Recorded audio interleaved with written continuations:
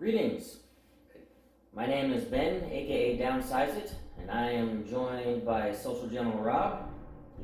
And today we have a 600 point battle report, and as you can see, I'm bringing out the big guy. The expensive ones of the Superstar Destroyers, the actual proper Superstar Destroyers, not the prototypes. I'm not a fan of the prototypes. And Rob is had a fleet he was put together, and I told him that I was going to bring the SSD, so he did some modifications, but it's still pretty close to what he originally envisioned.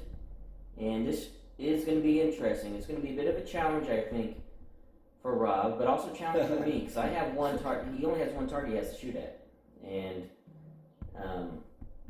so if he can,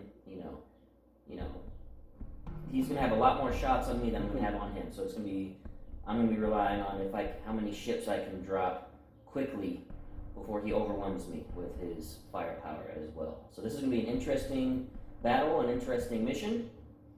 And speaking of, coming up, we'll go over the fleets in mission. And then after that, we'll do deployment with the pre-game interview.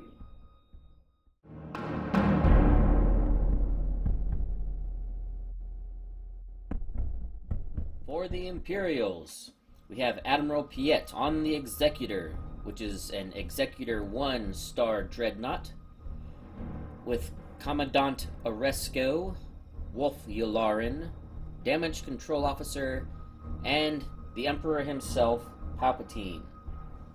We have 3 fleet commands with Intensify Firepower, Take Evasive Action, and Entrapment Formation. And then Gunnery Team, Boosted Comms, Leading Shots, and Quad Battery Turrets. In support, we have 2 Gazanti Cruisers, both with Comms Net. And for the Imperial Squadrons, we have Howl Runner, Valen Rudor, Mauler Mythal, and 5 TIE Fighter Squadrons. For the Rebels, we have General Dodonna on the Mon Caron, which is an MC-80 battle cruiser, with Weapons Liaison, Fire Control Team, Nav Team, Heavy Ion Emplacements, Dual Turbo Laser Turrets, and XI-7 Turbo Lasers. We have the Profundity as an MC-75 Ordnance Cruiser, with Ordnance Experts, Rapid Launch Bays, Assault Proton Torpedoes, and Rapid Reload. We have Dodonna's Pride as a CR-90B Corvette, with Walex Blissix, Nav Team, and Leading Shots. We have Geral's Honor as a Hammerhead Torpedo Corvette, with Shriv Surgov and External Racks, and Bright Hope as a GR-75, with Torin Far, Bomber Command Center, and Boosted Comms. For the Rebel Squadrons, we have Luke Skywalker, Kian Farlander, Nim, Meili Hura, 2 YT-2400s, and 3 X-Wing Squadrons. For missions, Rob came in under 600 points and chose to be second player. So I had to choose from Surprise Attack, Hyperspace Assault, and Minefields. And I chose to go with Hyperspace Assault, and Rob will be able to place a small or medium ship into hyperspace along with up to 3 squads. And then during deployment, we'll set up 3 objective tokens. And those tokens are the points of entry that Rob can potentially enter in at after round 1. So at the start of round 2, he can choose to come in. At the end of every round that he does not come in, he can move those objective tokens distance 1. Coming up next, we will have our pre-game interview along with the deployment overlay.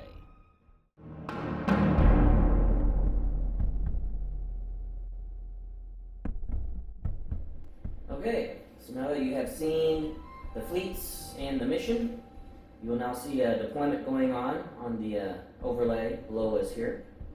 And real quick, I'm just going to go ahead and let you know what, as deployment's happening, what Rob has set aside based on the specifics of the mission. So Rob put Geral's Honor, the Hammerhead, is in Profundity's launch bay, so to speak. And both Nim and Meili, the 2 named Scourge bombers, are in the rapid launch bays of the Profundity. And then for the mission, the hyperspace assault, we have Dodonna's Pride, Luke Skywalker, Keen Farlander, and an X-Wing squadron are all in hyperspace ready to be assaulted. So that's all happens before deployment started. And just so you guys can be aware of what is sitting off the board, ready to come in later, etc. So Rob, why don't you go ahead and give me your thoughts behind your strategy with the fleet and with deployment and the mission, etc., all that good stuff. Well, luckily he picked the mission that I wanted him to pick. Unfortunately, he had enough fighters out there to place his SSD down at the last moment. Now you guys will see that on deployment. Right. Since Rob put 5 of his squads into basically bays in hyperspace, it allowed me to delay the.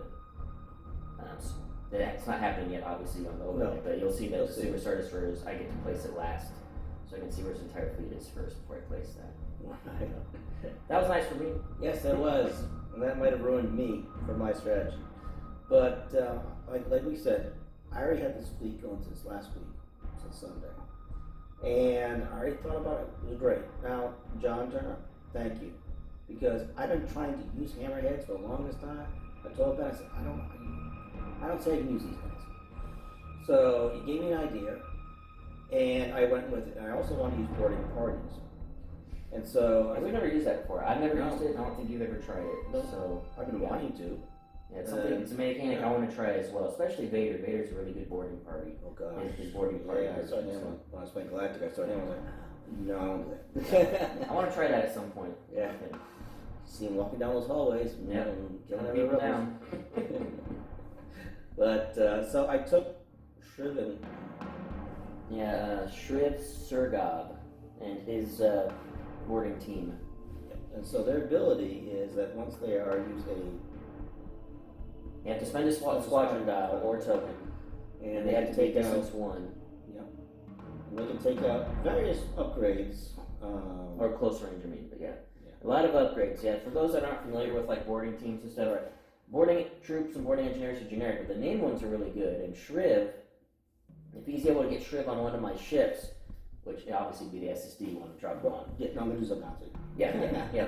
Take out my comms net, that's going to be worthwhile. Yes. So he could actually destroy my weapons team, which is gunnery teams, nav team, which I don't have, my boosted comms,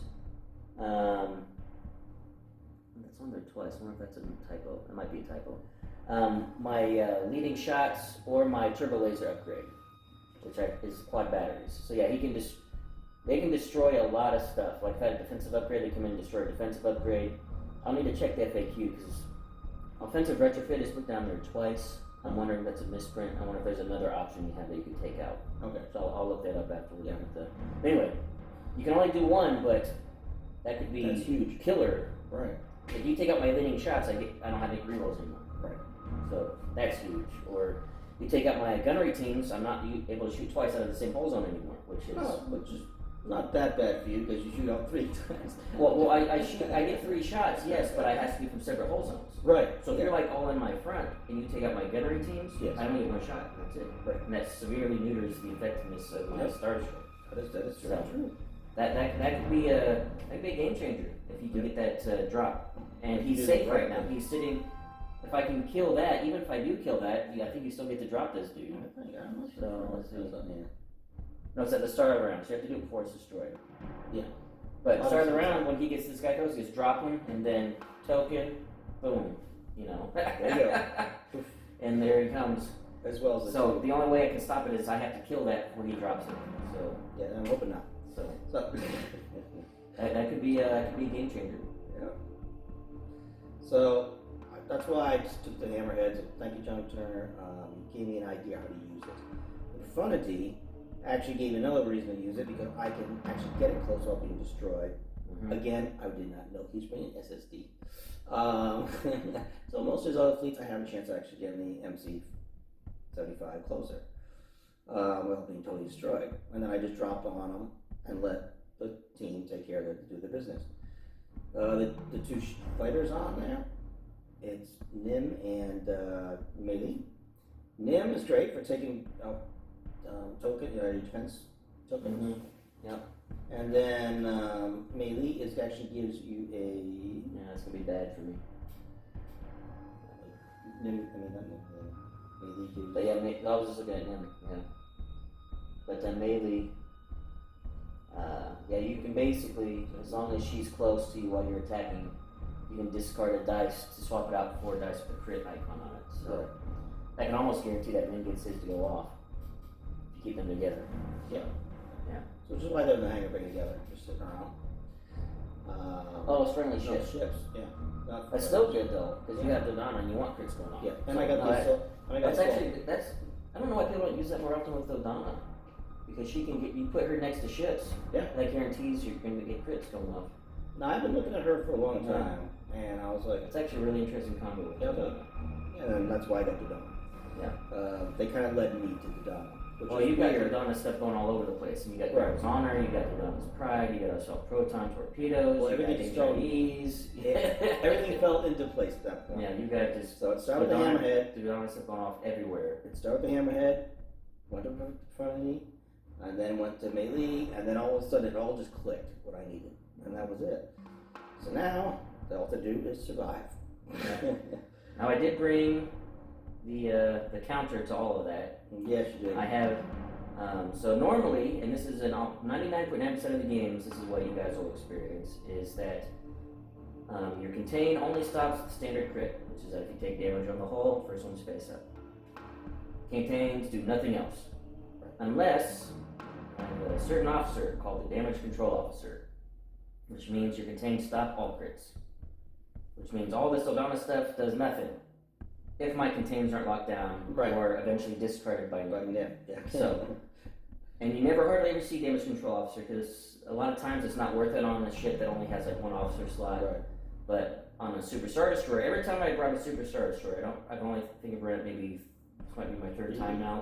Every time I brought a damage control officer, just because you get 4 officer slots and the ability to just shut down crits. It's like I can use one of my 4 slots just to have all crits not work against me with my contains. Right. And since it's the all eggs in one basket, you want to make sure you're maximizing its survivability. So, and the Starhawk, you get 2 officers. That's also a good place to potentially do a damage control officer to prevent those. But anyway, you don't ever see that.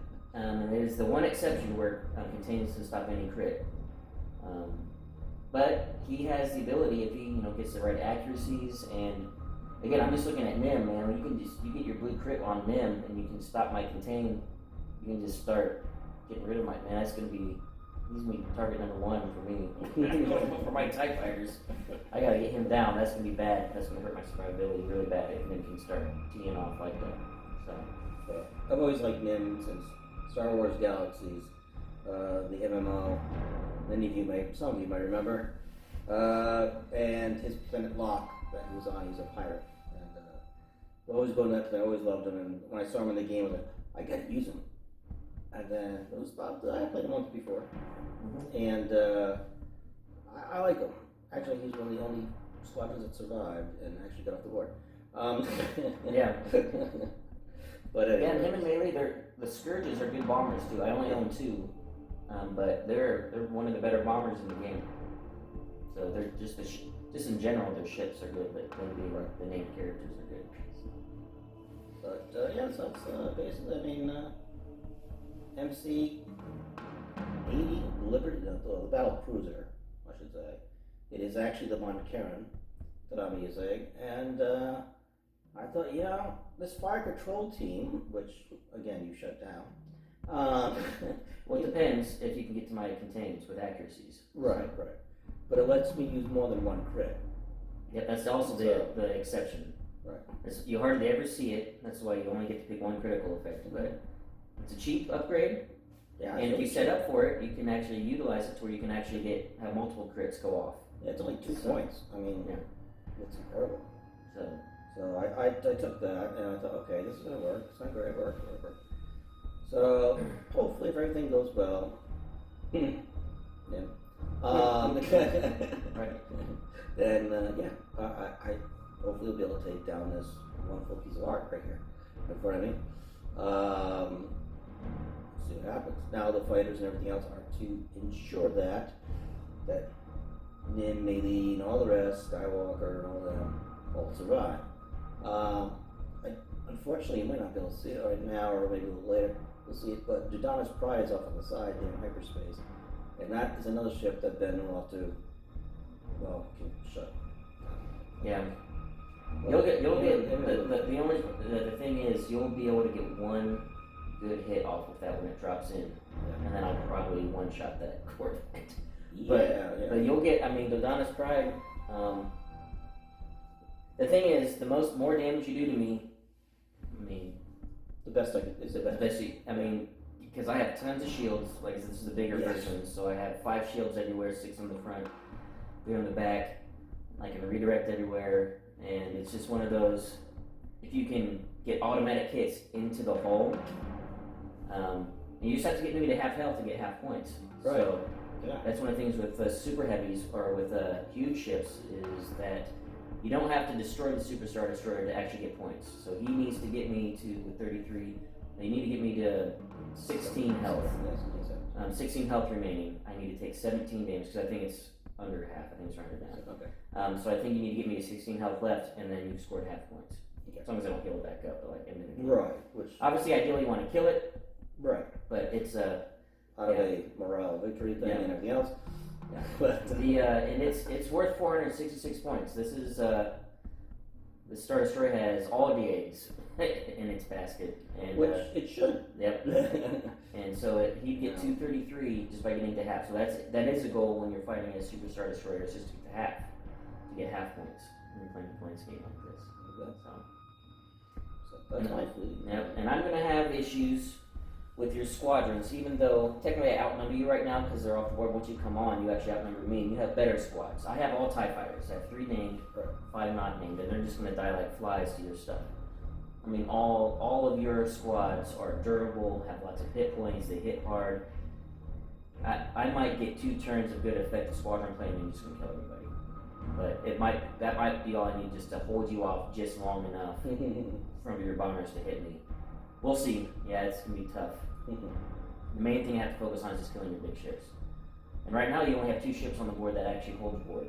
So, if, I'm sure you're not going to let this happen, but if I can drop these guys really fast, but it's not, you can bring in this. I'm going to the sides, man. I'm going to the side. What are you talking about? Yeah. So it's, this is my focus. I have to kind of ignore the squads. I'll play some squadron play, but I'm definitely outclassed squadron-wise, so I have to just focus on just dropping these 2, and I think that, because that's where most of your firepower is coming too. Right.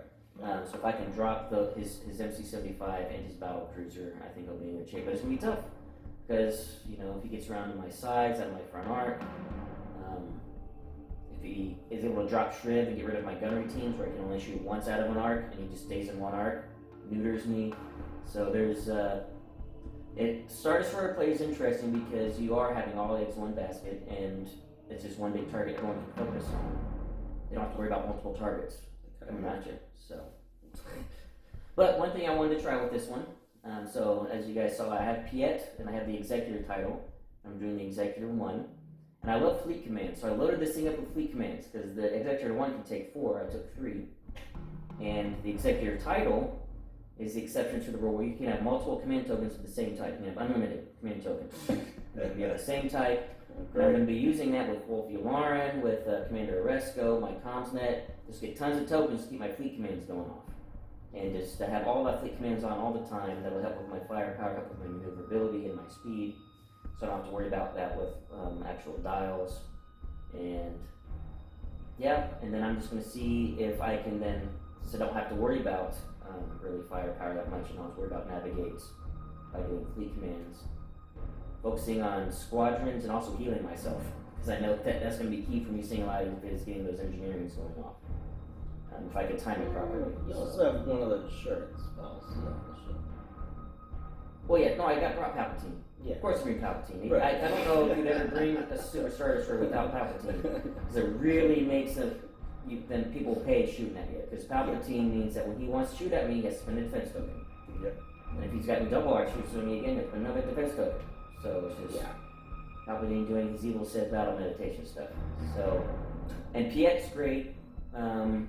I really like Piett on the Superstar Destroyer because I can spend a token and it counts as a dial, and I can do that once per per phase. So I'm going to have all these tokens loaded up on the Executor title, and I'm like, I need this as a dial. I use Piett. This is now a dial in addition to my other dial.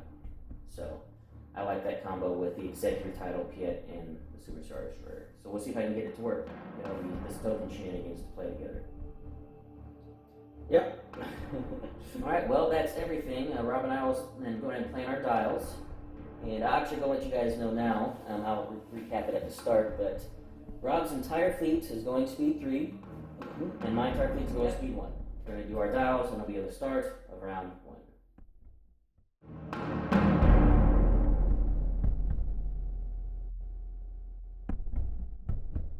Hey, start of round 1.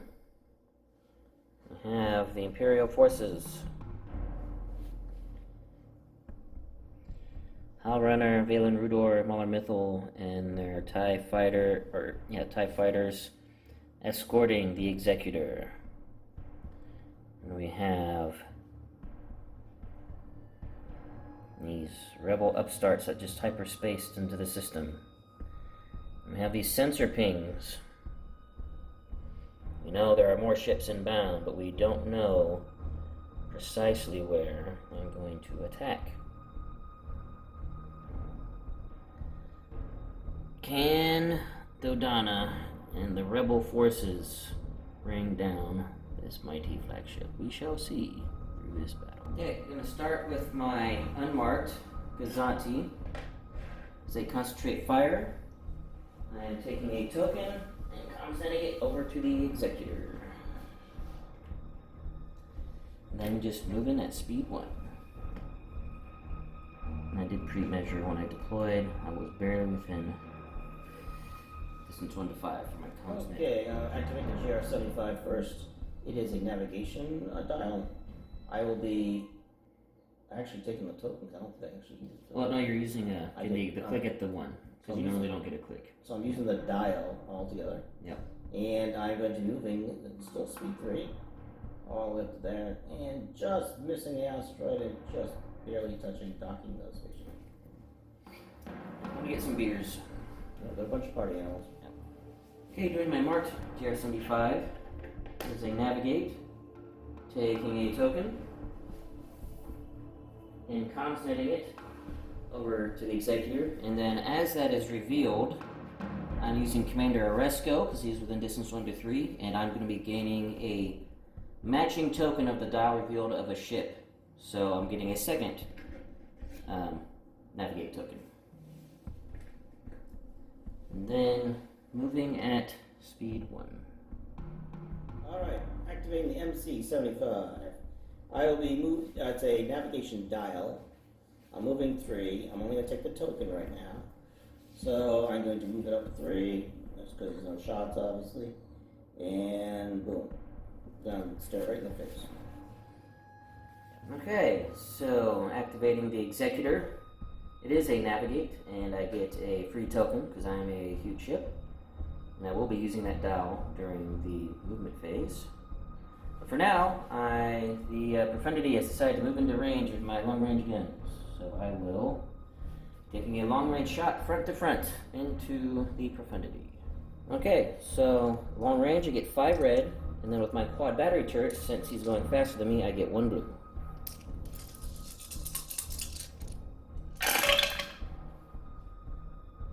Okay, we'll hang on to that for sure. Lock something down. And I will go ahead and spin this blue to leading shots, my 2 blank reds.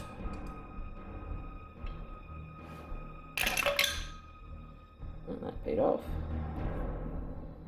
And we will lock down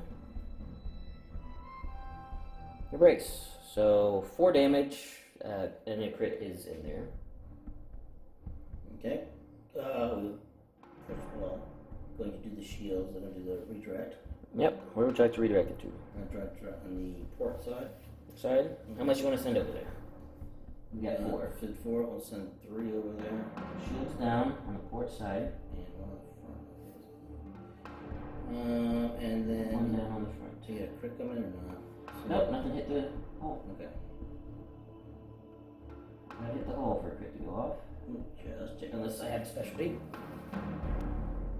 Okay, and I'm using the dial to speed up the speed too. Not doing any turns. That would be really throw off some of my angles I would want right now. So, not using any clicks, but just staying straight, moving in to close range of the profundity. Alright, next is the MC-80, the Monkerin. Is a navigate dial. I'll be using it and taking in one extra click At the tube. at the tube. So I would come up here and look in. Both my guys are looking right in the face. No fear. No Take it fear. head on. We can do this. Yeah. Alright, so squadrons are up next. There'll be no actual combat, so we'll do all the moves off screen, and then we'll do the recap of that at the start of round 2.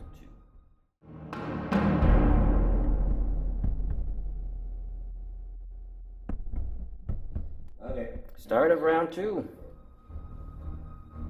And Rob has chosen not to drop anything yet. We almost dropped the hammerhead, and then I explained that the hammerhead would die, because he wanted to drop it to where he could then do his unloading, like right in there.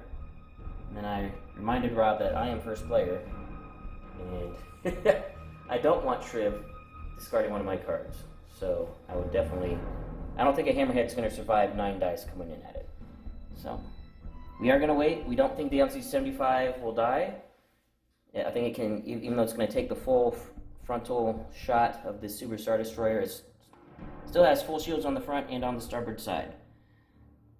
I don't think it's impossible for it to die in one shot, but I have to roll the hottest roll I've ever rolled in my life for that to happen. So we think the MC-75 will survive at least next turn, and then we'll attempt that boarding party Shriv thing,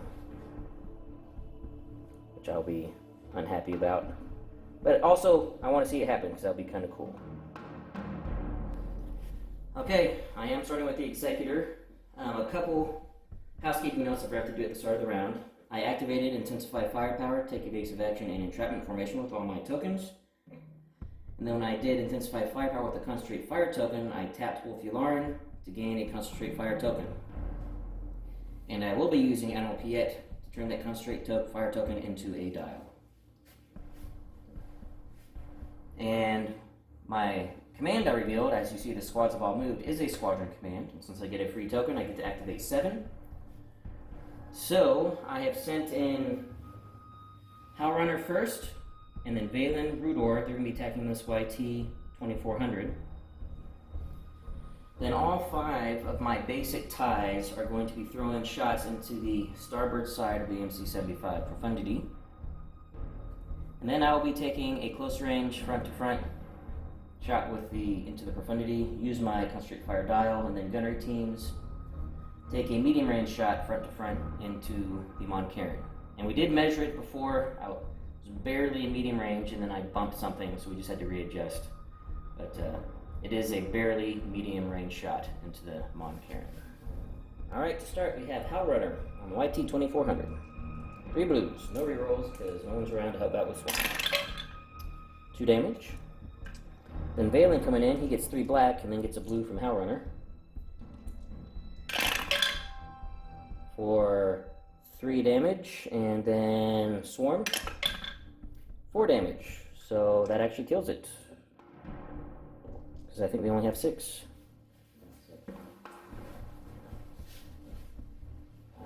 Yep, 6, that's exactly enough to drop. That is Howlrunner and Valen. Taking out one of these deadly, super dangerous, I hate YT 2400s. I love them when I use them, but I hate facing off against them. Alright, now for a whole bunch of TIE Fighter shots into the side of the Profundity. Nothing. Nothing. Nothing. Wow, 3 straight accuracies. This is what happens. Now see if that was Sloan. Oh, why didn't I bring Sloan? 1 hit. Wanna take it? Yep. And 1 hit. There we go. Just take it. Okay, so shields down to 1 on the starboard side, and now for the big one. 3 red, 2 more red, so 5 red, and 4 blue. Let's double checking that. Yeah, 5 red, 4 blue. 1 more blue because of quad batteries, and I'm going fast because I'm going fast. Or you're going faster than me. Yep. Alright, so all these, and I have a concentrate fire I'll be using as a dial from Piett. Wow. Gosh, now I'm feeling really bad about advising you not to. But, gosh. Okay, yeah, that's pretty sick.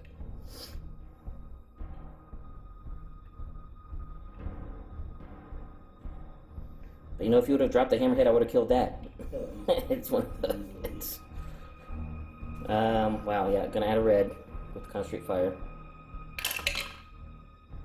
Okay. Stopping your brace, and that's gonna be 2, 4, 6, 8, 10, 12 damage. I'm gonna redirect shields. Yep, so I'm gonna redirect 1, so 11 damage coming in. 4 gets So taken. we have 3 on the front shield. Right. I don't think I redirected. So that takes it down to 8. I have 1 health left. So you take 8 damage. There's a crit coming in, so you obviously want to contain. Yeah, well, definitely. So 1, 2, 3, 4, 5, 6, 7, 8. Okay, that. All right, that was insane. Yes. Oh my gosh. All right, so that's what an Executor 1 can do, folks. Wow. I don't know if I've ever, yeah, holy cow. All right, and now onto the battle cruiser. All right, so for the battle cruiser, 5 red, 4 blue, and another blue for quad batteries because you are going faster than me. Oh, good grief. This is, and I'm able to do this because the gunnery team's using the concentrate fire. Ooh, I got 2 accuracies. Definitely want to stop both braces. I want leading shots. This is not bad. Yeah, might as well leading shots. And I am going to re-roll another blue in these 2 blank reds. See if I can get another accuracy just to lock everything down. Leading shots. Almost caught. Oh, went back to blanks. No more accuracies. I'm still going to keep my accuracies there. Stop both braces. So that'll be 5 damage, and there is crits in there. It's weird, but it does not make kind of entertainment. But, well, we're going to use the only one I can use. Redirect, okay. Yeah, redirect. And redirect from the, well, either side. Which side do you want to go to? They're both bad, man. Let's go from the port side. Take down the port. How many do you want to take there? We'll take the 2. 2? Yeah. So you got 3 left. Take on the front. So shield's down to 2 on the front. Just trying to hold it off. Alright, so this is what's going to happen.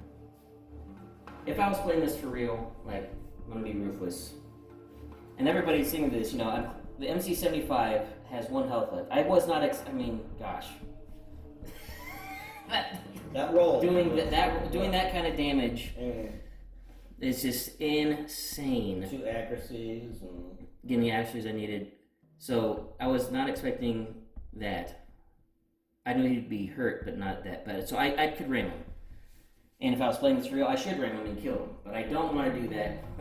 I want to at least give Rob a chance to do something. So I'm going to choose not to ram. I'm going to try to avoid the ram.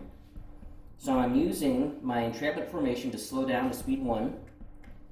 And I'm using take evasive action to give me a click at the end of my movement. So I get 1 click at the 1.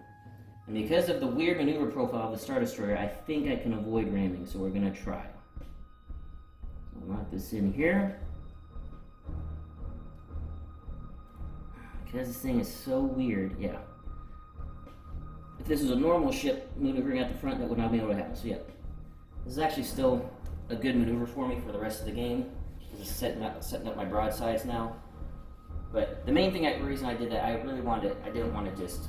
Well, we wanted to see the boarding part. Yeah, and the thing is, now that I moved, you might be able to avoid the asteroid field because we were looking also because Rob would just land on the asteroid field and kill himself.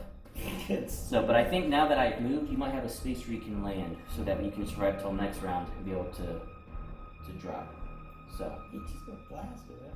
Well, yeah. Yeah. You'll at least be able to drop the hammerhead and it'll be on the board. So we want to at least try to see if the hammerhead can survive a side broadside and then do the shriv thing. All right, guys. I mean, this is obviously going to be really one-sided. I apologize. I'll try to balance this better. I did tell Rob I was bringing this, but it's fair. He's done the honeys, and I'm okay. We got double honeys. Yep, that's right. Okay with that. I just beat him badly with Empire like last time. Yes, exactly. All right, we're activating the MCM-75 on its last legs. It has dropped melee and Nim off from its rapid launcher bays. As you can see right there, facing off TIE fighters. Unfortunately, that could be locked to the TIE fighters due to rules and such. Yeah, we couldn't drop him close enough to the Star Destroyer and not be engaged with the TIEs, so he just chose to go into the TIEs and maybe try to kill one. Yeah. And to get melee close enough to his melee so that we're getting her benefits when he takes his shots on my SSD from both big ships. And so, I'll be fighting double arc shots into his side. Yep, my starboard side, he has his front and side. His side is in arc of my side as well. So both shots are going in to my starboard side. Alright, so Nim will be firing first on this TIE over here. Okay, and just so you guys know, I had to move melee back. I reread her special rule. Her special ability only works if she's only engaged by one or fewer squads. So I had to move her back while still keeping her within distance 1 of the Super Star Destroyer. So she's currently engaged with 2 TIEs. So if Nim and melee needs to kill this one TIE fighter, and then her special ability will be active for the 2 big ships. So Nim attacking this TIE first. 2 blue. 2 damage. Only need 1 more. Melee. Can she do it? Barely. Got it. TIE goes down. So melee is now only engaged by 1, so that'll be effective. Her special ability will be effective now. Which just basically means that ships attacking a ship that she's nearby, they can spend a die to turn a die to a face with a crit. Which is pretty cool. So, you want to do your front arc or side arc first? Let's do the front arc first. Okay, so that'll be 2 blue, 3 black.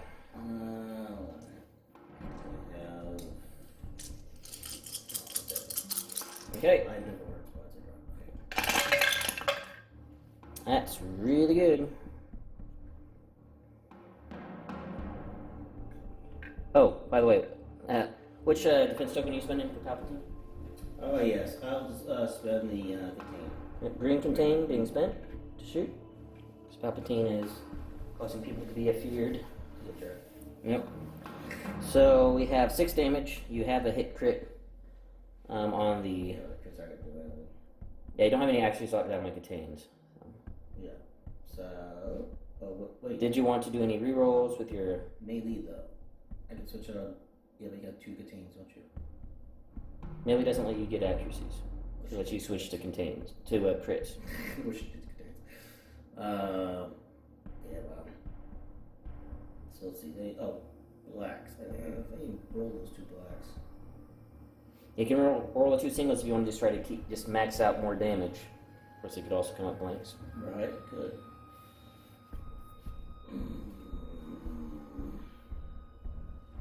Well, I'm gonna reroll them anyways. Those 2 singles. Let's see if you get lucky. Yeah.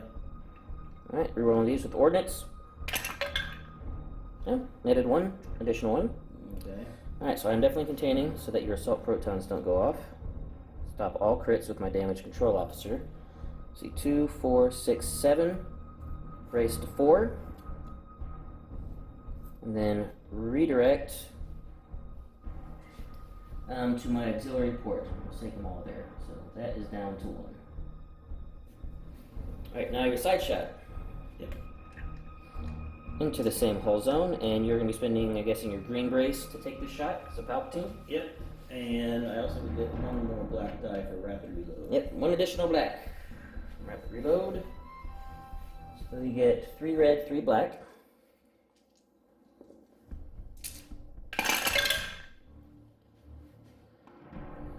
Dice are hot. I'm getting the revenge. This one, you want to roll this blank black Ordnance Experts? Yep.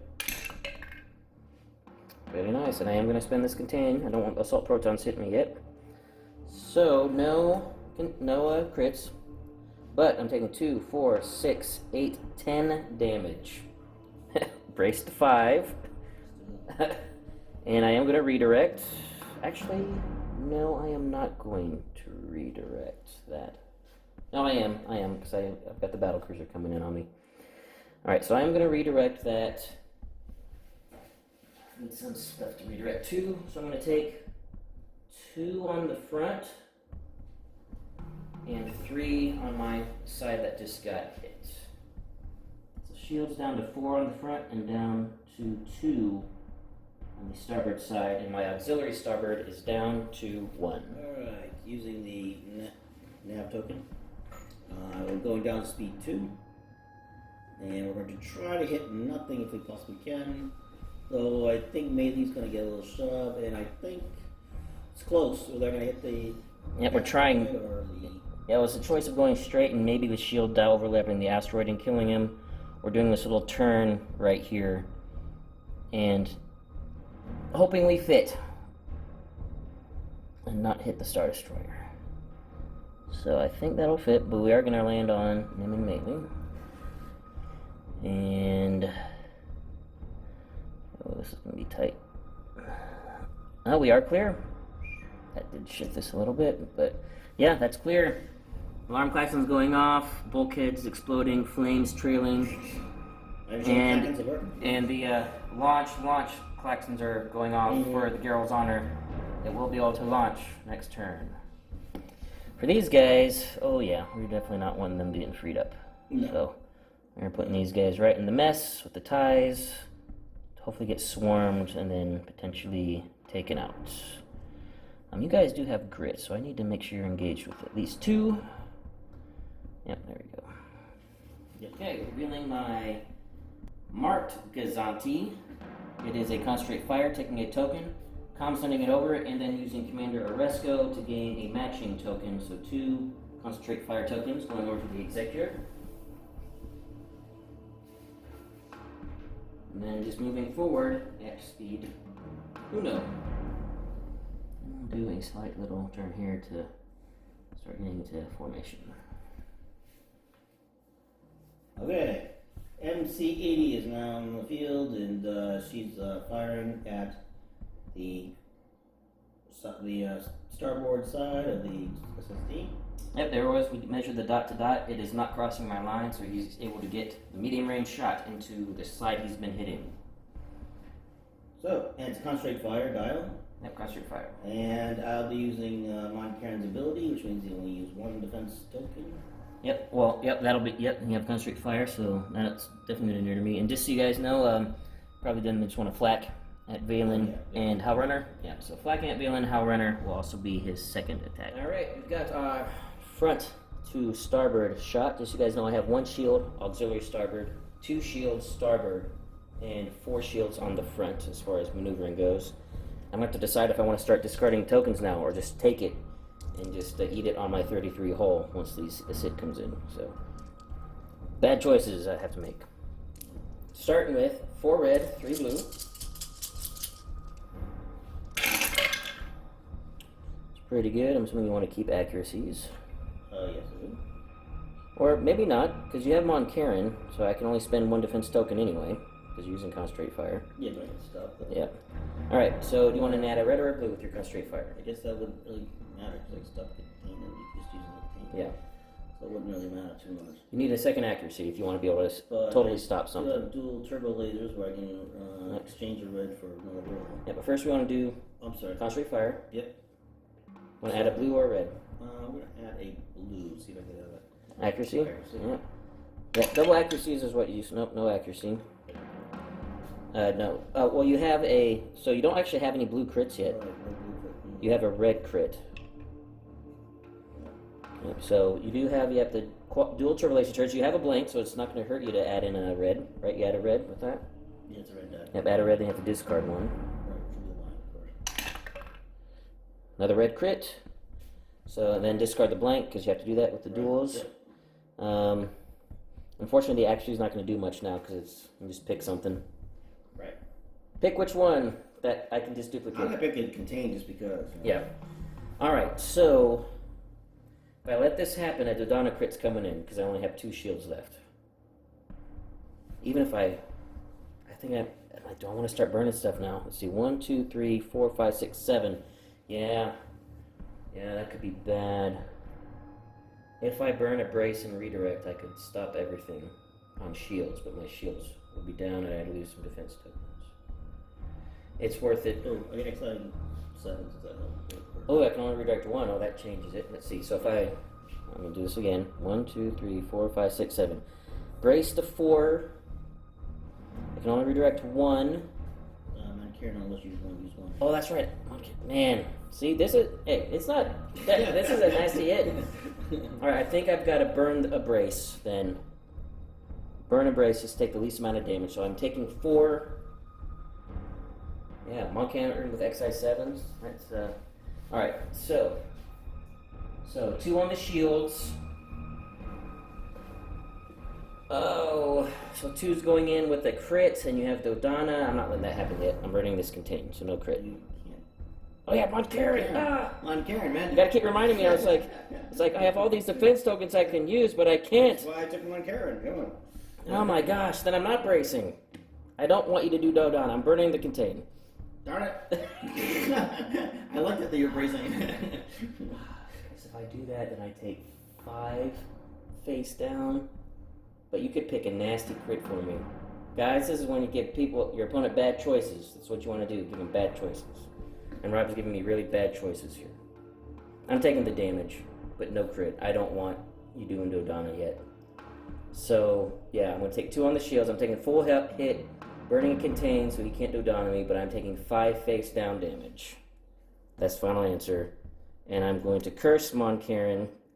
It's a great card. I mean, it's awesome. But I'm like, man, this sucks. We checked it. He's going speed 3. There's no way to get around it. If he went to the left, he'd hit his own ship and kill it. Definitely doesn't want to do that. So just going to be going to straight ramming, take a face down, then tag, take another face down. So the Super Star Destroyer has taken 6 damage on the hull. And starboard shields are down. No, that one was just clear, so did not hit that one. So we will place this guy here. It's the Howl Runner. Place this guy up here with his buddies. Yep. Okay, we're doing my unmarked Kazanti. It is a navigate and compensating a token over to the Executor and just moving at speed 1 with a slight little turn. Alright, the drunken commander is ready to go. Uh-huh. A GR-75 is moving out. He slowed down to 2 using because I have a navigation dial. And I'm using the extra clip to turn a little bit hotter so they can maybe join the fight. Just out of range of the SSD's long range batteries. Alright, coming up to squadron phase. The only ones that we have left to attack is YT-2400, shooting at some TIE fighters. And then these X-Wings are going to move, and Mauler Mythal is going to move and probably land and do some damage on people. So we'll come do that. Okay, so we forgot to do the battle cruisers flacking, so we'll do that now before squadrons start. He had flak shots on Valen and Howl Runner, so here are their defense tokens. We'll do Howl Runner on the left. And you get double black, so which one do you want to shoot at first? No, just do Howl Runner first. Howl Runner first? Yep. Okay. Double hit, I'll just, I will scatter that. And then Valen. Yep. Double hit, and I will scatter that. Alright, now in the squadron phase, as you can see on the picture, their X-Wings moved over. Up there with our 2 named Scourge flyers, you'll see that there's an extra tie there. That was Mauler Mythal. He came in, dropped in, did a single damage to each of Nim and Melee. Yep. Just his ability, yeah. He didn't do any shooting, that's just when he lands, he does damage. And then The only one to do an attack is YT-2400. He has either a regular TIE, Howl Runner, or Valen that this YT-2400 can shoot at. He doesn't shoot Valen, does he get hurt?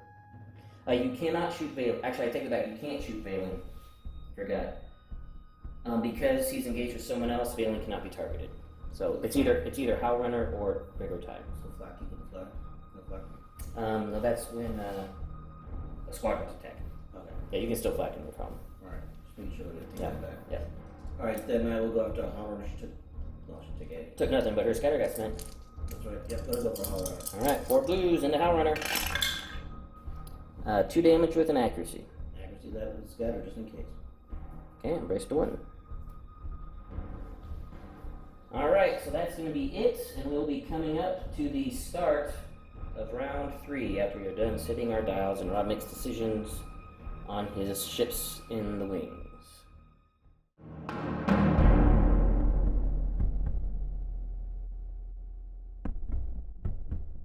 Start of round 3, and real quick, just go over my shenanigans with the tokens. Reactivated all my fleet commands, and Wolf Yularen, when I did the intensify firepower, gave me another concentrate fire, so I'm loaded up with those. The important thing, though, is Dodonna's trap has been set. Dodonna's Pride, led by Luke Skywalker himself and Kean Farlander, and X-Wing have jumped into the aft section of the Super Star Destroyer, and Girl's Honor dropped out, lining up a shot, and Shriv and his boarding team are waiting to be dropped in. They need to weather this firepower from the starboard auxiliary fire. And the Profundity did its job. Its commander is ready to go down with the ship, only has 1 health left. It will probably die as Dodonna and the Mon Carin and its powerful forward batteries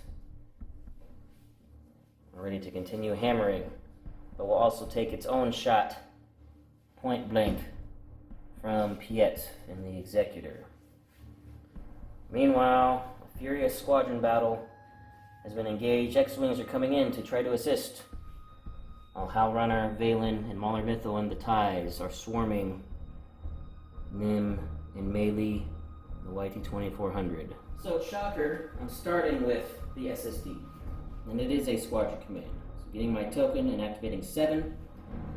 There's going to be a lot of activations. I'm going to have to do these one at a time, because depending on what I kill, I might move TIEs and go try to lock other people down, etc. I'll describe as best I can as that is going down. And after the squadrons go off, the shots that will be happening, I am going to be taking a starboard auxiliary shot on Girl's Honor. See if I can't take it down. It's much less chances now. Only 6 dice as opposed to what was it, like 9 on the front. So it's my weakest arc except my rear arc. I will then be taking a standard starboard shot into Profundity to get that 1 last damage to drop the Ordnance Cruiser. And depending on what happens, it's actually not even depending. I am for sure going to be taking my front shot into Mon Carin to see how hard I can hammer this and what can be done there. Potentially a lot of carnage could happen here, but of course I could also whiff. So we will see what happens, and I am most likely going to be using one of my concentrate fire tokens with Piett to turn that into a dial. So like I said, I'm going to take a picture, and especially with the squads, just describe as best I can what squads are attacking who and where they move, etc. Okay, so squadrons going first. I'm going to start with my basic TIE that's closest to the screen. It's going to be attacking YT-2400, and Valen is also going to attack that, because I want to try to fury up Howl Runner so she can go over and assist my other basic squads attacking the Scourges. So basic TIE first, 3 blues plus 1 from Howl Runner, 2 damage, and then Swarm, 3 damage, and then Valen, 3 black, getting 1 from Howl Runner, and he just needs 3 more. 2 damage, Swarm, only 2. Now, well, since it is a squad command, Howl Runner can still do it, so I just need 1 damage from Howl Runner so she can attack then move. So 1 damage, 3 dice, she does not get her own benefit, and got the 1 damage. So, took all 3, YT goes down, And Howl Runner, just so you guys know, she's going to be moving into the scrum with the Scourges, just a slight shift, just so that she is considered engaged with them. At distance 1 to as many ties as I can, so that I can get Howl Runner benefit. Speaking of Howl Runner benefit, it is now time to start attacking Nim and Melee. Okay, so I'm attacking Nim first. I'm going to actually start with Mauler Mythal. Because there's no way he's getting free. I'm not going to be able to do his special ability this round. So Mauler Mythal, 3 blues, plus 1 from Howl Runner. That will be 2 damage, and then I will swarm, see if I can get your other brace. No, so 2 damage. So you braced 1. Yep, so 1 damage. Alright, then we've got a bunch of regular ties. So we've got first regular tie. We'll just swarm that, so it's not going to make a difference. But yeah, so 3 damage. Yeah, brace to 2. Okay, so he's taking 3 damage so far. Second regular tie. So getting the Howl Runner bonus. We double accuracy, 2 damage. So he's down to 1. So, and then the other regular tie is not in Howl Runner range, I don't think. Yep, nope, so just 3 blue, need 1 damage to take Nim out. And I got it. But Nim had to soak up 3 regular ties and Howl Runner, or not Howl Runner, but Mauler Mythal, just to bring him down. Okay, now it's time for the shots. And we are going to start with my starboard auxiliary shot into the front of Geralt's Honor. I get 2 red, 3 blue, and a black, and he's going faster than me, so I get another blue for my quad batteries. So, here we go. Can we stop this boarding action? Oh man, I'm reminded of, yep, got 3 accuracies. And I am going to use my Concentrate Fire here. So using Concentrate Fire, Piett, to turn that into a dial to add a dice, I'm going to add a black. Oh, it's a blank. Is it worth? I've got 4 damage coming in right now. First one will be face up. You take 2 in the hole. It's not going to kill you. So if this goes 1, 2. No, I'll lead in shots to the black. Both blacks, actually. See if I get lucky. I really need to try to make this cook off. No big deal. Yeah, okay. It's alright. So still 4 damage coming in. So take 2 on the shields. Yep. 2 internal. 3 internal. No, just 2 internal. It's only 4 damage. Okay. But first one face up. Yep. You cannot use squadron commands. No, Well, just kidding. yeah, right. Ruptured engine. After you execute a maneuver, if you are going faster than 1, you suffer damage. Isn't that last week? I feel like that happened last week. Yeah. But Geralt's Honor survives. Yeah. So the Shriv shenanigans, well, depending on how far I can move away, might still be able to go off. Can I run away? Let's see. Now for second shot. This will be the actual starboard going into profundity. We've got 3 red, 3 blue, and a black. No, we've done 2. So you're Yep. on 2. Nope, I'm going speed 1. Remember, I slowed down last turn with my entrapment formation. So I do get an extra blue from quad batteries, because it's still going faster. And I got what I needed. Profundity goes down. But did his job. Did the 8th one help another one? I'm looking at the wrong one. Yep. And now for the big one. Dodonna and Piett facing off, front to front. You got 5 red, 4 blue, and you are also going faster than me, so 1 more blue. 5 red, 5 blue. And Mon Cairn, as you guys know, has 2 shields left on the front, none on the port side, and 2 on the starboard side. Oh, I guess we should get Mon Cairn's defense tokens out here.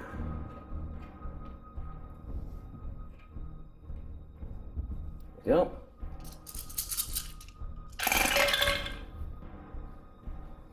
My accuracies are loving me. We forgot about my fleet command I'm using. I don't think I used it last turn either. I'm going to use it here. Instead of re-rolling, I have Intensify Firepower. I'm going to Intensify. turn that blank into a hit.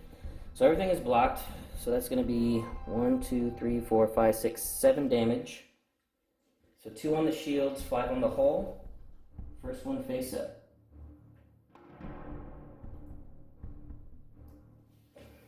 So 5 damage on the hull. We have point defense failure. You have to remove a dice when you do flak shots. Then 1, 2, 3, 4. Then the 5 here, and 6. You have 2 health remaining. Very good. I'd say those are all good hits, but both key rebel ships are still alive. We'll have to see now how I do my maneuvering, what I want to do here. Alright, I'm debating. I think I do want to speed up to try to get away from Shriv. We'll see if I can get far enough distance. So I'm speeding up to speed 2 with entrapment formation. And then I will be getting a click at the 2 if I want it from take evasive action. I'm thinking I'm going to want it because I don't want to ram and knock me back. So yep, I'm going to get the click at the 2.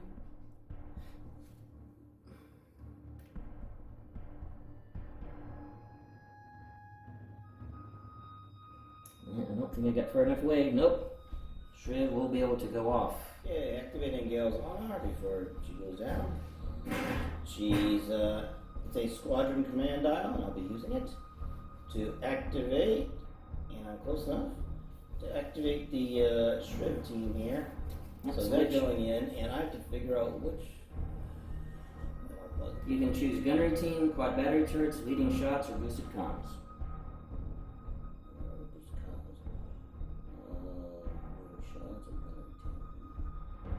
Gunnery team only makes it let me down. I still get 3 attacks. I just have to choose different rolls.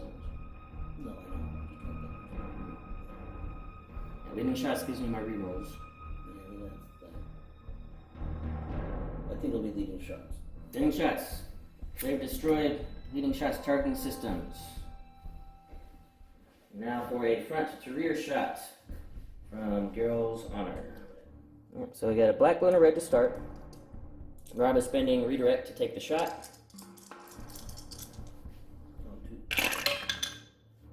Okay, and then 2 more black from external Rex. Alright, you've got crit on a red, crit, crit on a red, 2 blacks with a single hit, a blue with a single hit, and a blank black. And so they do Oh yeah, you don't have Warden's Experts. That's right, because you had to use Shriv. Never mind, so this is all just straight coming in. I've got 3 shields back there. I will go and use a brace to 2, and I will redirect to the port auxiliary, and just take it all on the port auxiliary. Shields down to 3 there. And then of course a ram is coming up with Geralt's Honor. Okay, going speed 2, just a little inside turn here, ramming, bam, and I take a face up that he gets a Dodonna with, and Geralt's Honor takes it face down. Which I think he's still alive. If you're still alive, it's got 2 health left. The important thing is your Dodonna. So let's draw your 4 crits that you get to pick from. Faulty countermeasures. You cannot spend exhausted defense tokens. Alright, so I have now faulty countermeasures. Can't spend exhausted defense tokens. I currently have a brace and a redirect that are exhausted. That's gonna matter, because got a pretty massive shot coming in from Monkaren here shortly. Taking my unmarked Gazanti, it is an engineering, taking in a token and comms netting it over to the Executor. Going speed 1, just gonna ram and take a damage on the Gazanti. Alright, so the CR-90, Dodonna's Pride, has a squadron dial. We're going to be using it to send Luke in to go past those shields and see if we can do anything at all. Coming in here, and as you guys know, Dodonna's Pride, I barely got out of medium range, so no shot for Dodonna's Pride, but Luke is all you need and bypass those shields. Alright, Luke coming in. Trying to put a proton torpedo up the tailpipe of the Executor with a hit. I'm just taking on the shield. And Luke's like, where's the bomber command center? I need the target here. Use the force one. Speed 2. I do have, don't put that in. Just want to just turn as hard as you can? Yep. Alright, so. My marked Gazanti is a navigate. I'm sending over a nav and doing Commander Resco to give myself another nav. So 2 nav tokens on the Executor. And I'm pretty sure this is also going to be a ram, which, you know, I don't care. This is Gazanti's here for support. Let's see if the one straight I don't. No, I still ram. Yep, so both Gazantis take face down damage because the Executor took a surprising hard turn right into their navigation. I have myself, as you can see in the picture there, quick little pot shot from my Gazanti, forgot I was in range, into the Girl's Honor, no shields in the front, for a very accurate miss. Yeah, that was a good waste of time.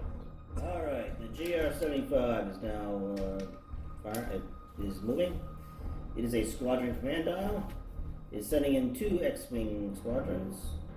And they're going to do a bombing run on top of the Executor side. Yep. Yeah, but I have no shields there on that starboard side. And he is in range of Bomber Command still. He's coming in.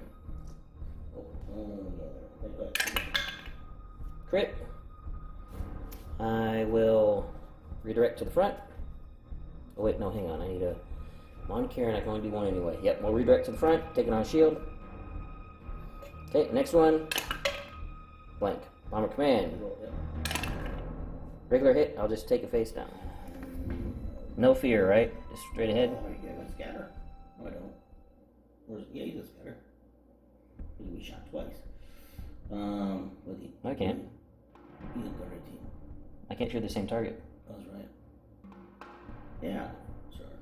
I mean, you're not getting out of the front arc, so I mean, you could try to do some fancy shenanigans, but he did what he needed to do. Right, yeah. And he's still in range of. Yeah, you still get the bomber, and you can still get the squadron, assuming he doesn't die from the 9 dice coming at him next turn. So. Yep, scatter. Just no action. Okay, activating the Mon Cairn. It is a engineering dial, which I will be using. So you get 4. So I get 4, and I'll be clearing up. Let's see what my front shields. Front shields are down. So I'll be moving my front shields up. I think you do that, guy. Move him up 2. Yeah, put him up 2 just to be safe. Okay, raising shields by 2 on the front. That's actually unfortunate because Mon Cairn requires a concentrate fire to go off. So the Mon Cairn title will not be activating on this shot. That might save me. Yeah. But you do have me double arced. So he's going to get a side to side and front to side where I have no shields. But yeah, unfortunately Mon Cairn will not be happening. But he still has XI7s, so if I do read my redirects. But anyways, we'll see. Yeah. Yep. Okay, so for both shots, Mon Cairn's spending both braces. It's not going to matter because this is going to be the end of the round after this shot happens. And actually, even though Mon Cairn is not activating because he didn't have a concentrate fire, I can't spend exhausted defense tokens. So the only ones that I can use are my brace and contain. And if Rob gets those accuracies, he can lock those down. He has far fewer choices now than he needs to lock things down. Alright, so you want to do side shot or front shot first? Let's do the front. Do the big one. Doing the big one first. Alright, so we got 4 red and 3 blue.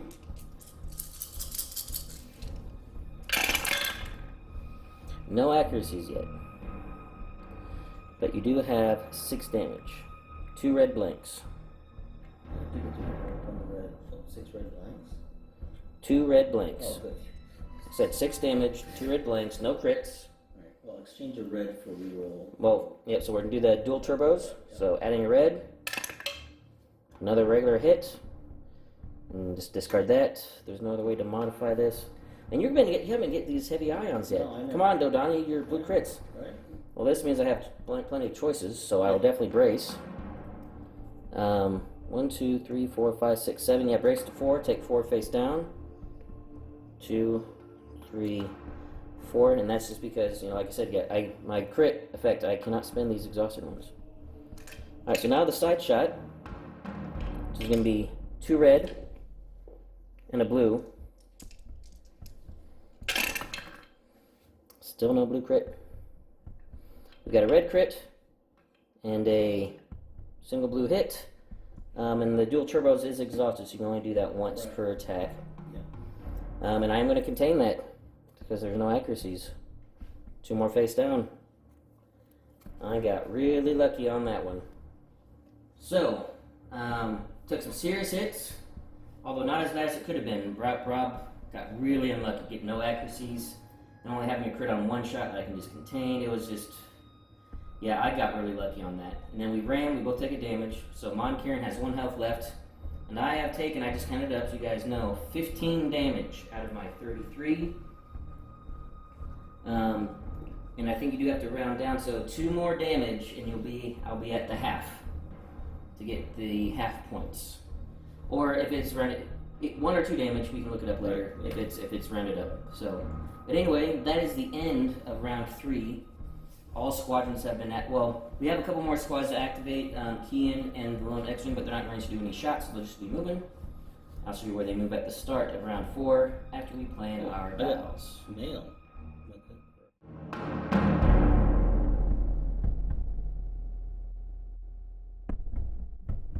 Start of round 4. Let's go over my token shenanigans. Same as before. Activated all my fleet commands, and Wolf Yularen, when I did intensify firepower, gave me a concentrate fire token. So over here, the Executor is nearing half damage. There are fires and breaches happening. We have Dodonna's Pride and Geralt's Honor in hot pursuit with Keen Farlander, an X-Wing escort, and Luke Skywalker. Meanwhile, Mon Cairn is on its last legs. They were able to raise shields up to 2 in the front, and I don't have it double arc, so I'll have 1 shot. And granted, the way things have been going, I probably will be able to take out Mon Cairn, but if I whiff, Rob has a double brace, and it's possible I could not do the kill, and Mon Cairn will get another shot at me. So we shall see if the Executor, if Admiral Piett, can clean things up in this round, or if the Executor will continue to take a beating. And as obvious as it should be, I am activating the Executor. It is a squadron. I'm going to activate all my squads. Have them try to continue to clear out this chaff. And I am going to use my engineering token in Piett to turn that into a dial to give me 5 engineering. I'm going to get rid of my faulty countermeasures. And with my 2 remaining, I'm going to transfer 2 shields from my port side, send them over to my starboard side that is exposed. Ugh. Oop, okay. There we go. Lots of shots going to happen too, so I'm definitely doing a port or a starboard side shot into Mon Cairn and try to kill it. And I'm definitely going to do a rear shot into the front of Geralt's Honor, try to kill that. My 3rd shot, I'm not sure yet. I might use my concentrate fire token just to do a reroll to do gunner teams, maybe take a shot at Dodonna's Pride. Or I might decide to try to just blast Bright Hope into smithereens. So we'll see. As far as squad moves, again, I'm just going to describe it. There's so many squad moves going on, and I am going to have to do these one at a time because it depends when I free up, what I lock down, etc. And again, I'll just try to describe as best I can where squads are going based on, and give you good pictures so you can tell where they are at. Okay, so for the squad activations, we're going to start on melee, and starting with regular ties, shooting at her. And they are near Howl Runner, so they are going to be getting 4 blues. So, first shot, melee has only 5 health left because of the Mauler Mythal hit that she took earlier in the game. So that's 4 damage. Brace to 2, right? Yes. Yep. So brace to 2, she has 3 health remaining. Next regular tie. 2 damage with Swarm. 3 damage. Brace to 2, so she has 1 health left. So I'm going to have to use another, actually what I'm going to use is Howl Runner to do the kill. If I get the single damage I need. I barely got it. So melee does go down to Howl Runner, and Howl Runner is actually going to be moving the opposite side of Mon Cairn, you guys see on the screen, to get into those X-Wings so that she can give the benefit to other squads that are going to be moving over there to take on those X-Wings. Here. And the first person to come over to help is going to be Valen. He's going to fly over, We're going to attack the X-Wing. As you guys are looking on the screen there, that's going to be on your left-hand side. So Valen's going to get 3 black and a blue.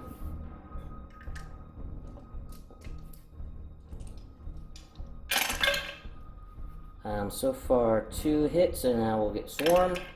So 2 hits on that X-Wing. Then I'm going to bring over Mauler Mythal. This is going to do a damage on those 2 guys. So yeah, one X-Wing's down to 3, or actually one X-Wing's down to 2 now, and then the other X-Wing's down to 4. And he is also going to go ahead and attack the one that's on 2 now, see if we can't just get it dropped. So 4 blues, getting the extra one from Dodonna. Got the 2 hits, so that X-Wing does go down. Then my last activation, I have one more regular tie. And that regular tie is going to sacrifice itself and fly over and lock down Luke Skywalker. Actually, I take that back. He's going over to lock down Kian in the X-Wing. Because Kian actually scares me more than Luke does. So he's flying across the Executor and to lock down. Yeah, I have to reach for that. Kian and the X-Wing. And now for the actual Executor shots. We will start with the one that matters most. I have to drop Mon Carin. It has 2 shields on the front, 1 health remaining. Could you activate this one TIE fighter in the back there? Mon Carin. Where? Mon Carin. I'm sorry. I'm sorry. I did miss a TIE fighter. You guys are probably seeing that. There is a TIE fighter in the back. He will come over and attack the X-Wing that is still alive. Thank you, Rob. Rob? Good sportsmanship there. It's like, that didn't seem like 7. That seemed like only 6 there. Yeah, why is he not? I can see one reason why, to be honest. No, yeah, that was just me making a mistake. So, that X-Wing has 4 health remaining because of Mauler. And this TIE fighter gets 4 dice because of Power Runner. Maybe we get lucky. 3 damage, and then Swarm. Wow. Is it going to happen? No. X-Wing has 1 health remaining. Now for the big shot. 3 red, 3 blue, and a black. You are still going speed 3, and I'm at 2, so I am getting another blue. So 4 blue. Which one? And Mon Carin. Yeah.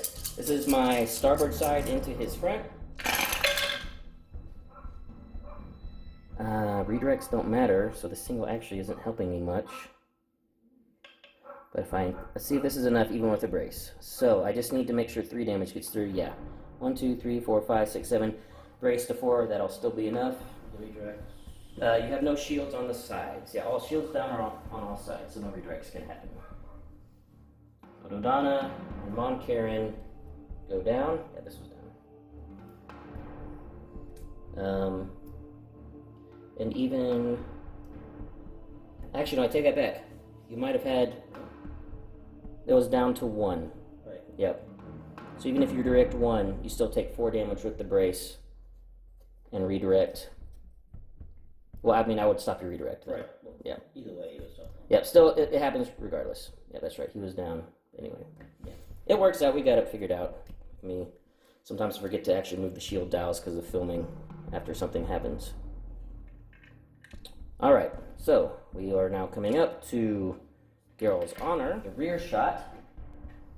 You have no shields on the front, but you do have a shield on each side. And you have that evade to try to force me to do some rerolls if I can't lock it down. Or burn to cancel. Yep. So I get 2 red, a blue, and a black. And Geralt's Honor has 2 health remaining.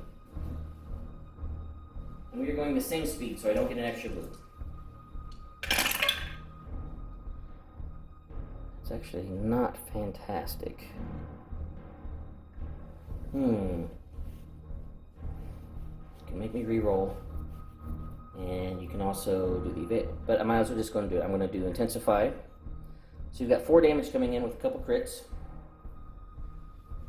Okay. I'll make you any doubles, I think that. No, none of them are doubles. We have a single red crit, a single regular hit, red hit, a single blue crit, and a single black hit. Roll the red, because I don't want to... Yeah, actually, now it'd be too late. Yeah, it'd be too late. So blue. Yep. You can make me reroll both if you discard this. Oh. Yep. That's probably the smartest choice. If these come up blanks, you can redirect and survive. Thank you. They came up all hits. So even with the redirect, you redirect 1, still take 3 damage. You only have 2 health left. Geralt's honor goes down. And now, for Bright Hope, torn far, and the brave members of the renowned GR75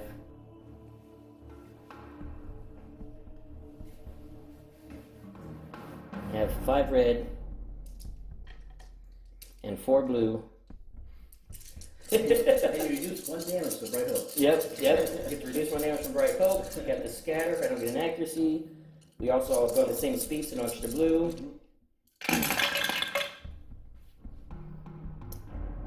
No accuracies yet. You can bet I will be leading shots. Wow. So Bright Hope, so far, Is the only hope. it's gonna be, yeah, it's the only hope, and this will be no damage if I do nothing about it. So yeah, no, I'm definitely going to spend this. Definitely leading shots. I'm leading shot all my blues. They have the best chance for accuracies. Also want to make sure that I have at least enough to do damage. I need 5 damage because of Bright Hope. Because of the shield, 3 health, and Bright. So I need to keep all these. Right, so I've got 5 damage sitting in the box right now. And I'm going to reroll this red with leading shots as well. Come on, accuracy! I was like taking his head. It's not going to happen. No accuracies. Are you kidding?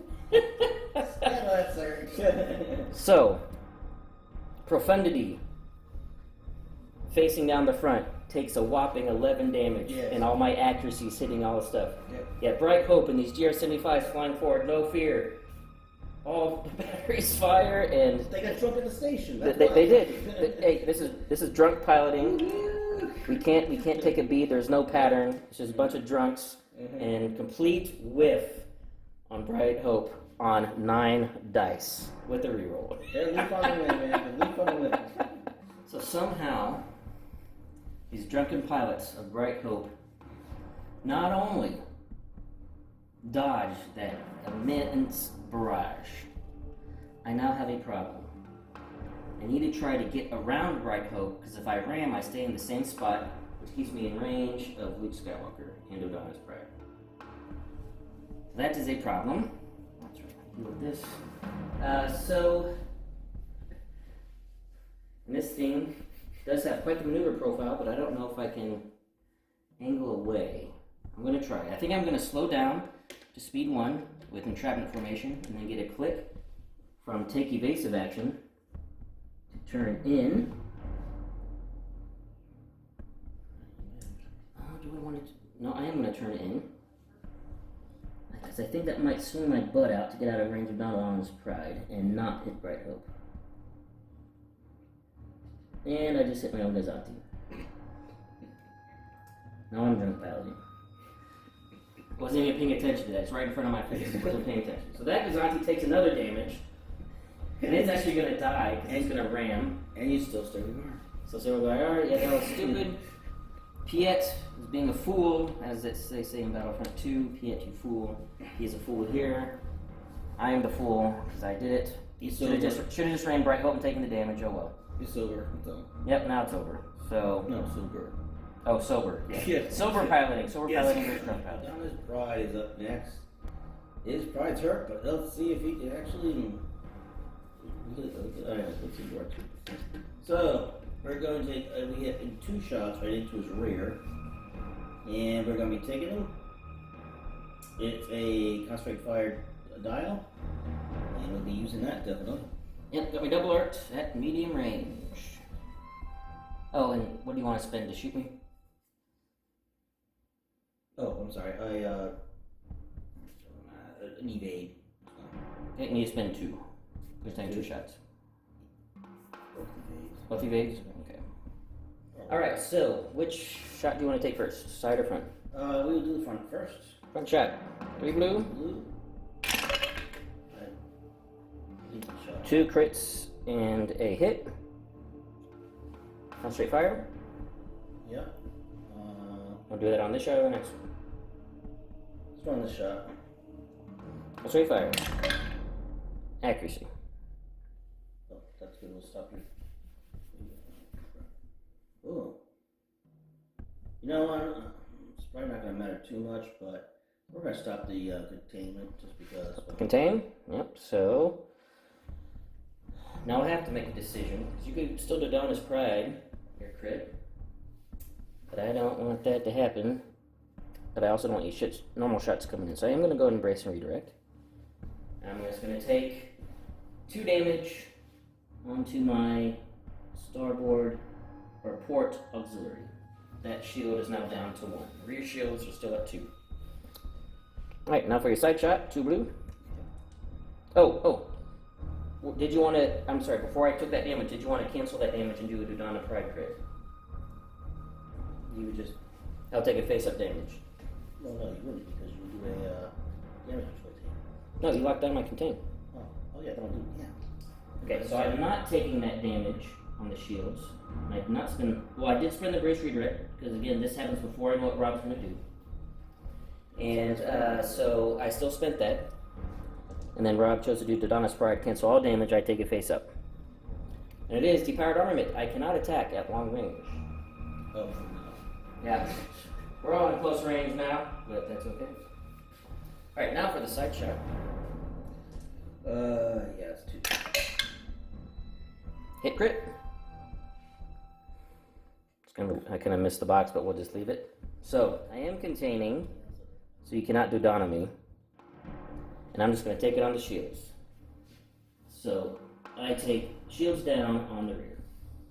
Yeah. Let's go on speed 2, and we're just going to ram my Gazanti. Bam! It is now taking 2 damage on the Gazanti. Speaking of that Gazanti, we'll go ahead and go with that one. It is a Navigate, and I was thinking about passing these over. I think I'm actually going to take this and drop to speed 0 so I don't ram. But that would be stupid because then you can just shoot me next turn without a scatter. Yeah. You can't. But if I ram, then I die. Wow. You know what, I'm going to drop. I'm going to drop to speed 0. I'm going to use the dial, drop to speed 0 on this guy. I want to, I don't want to just kill myself.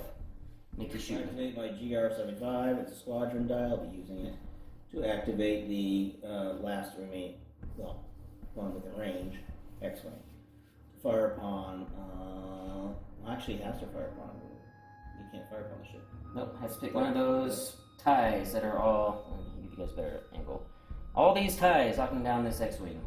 So who do we get up front there? How much damage do they The only one that has taken damage is Howl Runner, and she has 2 health remaining. I think we go for Howl Runner. Go for no health. Alright, 4 blues, on to Howl Runner. 3 accuracies and a hit. So I'm guessing spend 2 and then pour and fire the other accuracy? Yeah. Another accuracy. So Howl Runner takes 1 damage, she has 1 health left. Very accurate. Yes. And you can actually, you might be in range to do some flacking. I just noticed that. So let me measure. That's right, the GRs can actually flack. They're not that unarmed. Obstructed. Not in range. Okay. So no flacking, not in range, and the one she was in range of, it's obstructed, so no shot. Alright, going speed 2.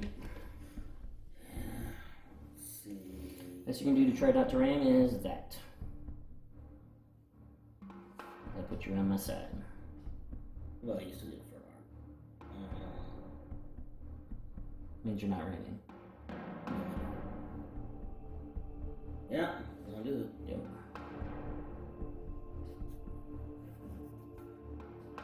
No, 2 flotillas each other. They actually do damage. Oh yeah, they damage each other. And for my remaining Gazanti, which is going to die because I did not pick a Navigate, it's an Engineering, which I'm passing over. And then it rams into the Star Destroyer and dies because of foolish piloting. In Squadron Phase, we've got Luke, which I'm assuming is going to be a shot into the aft. So let me move this back up.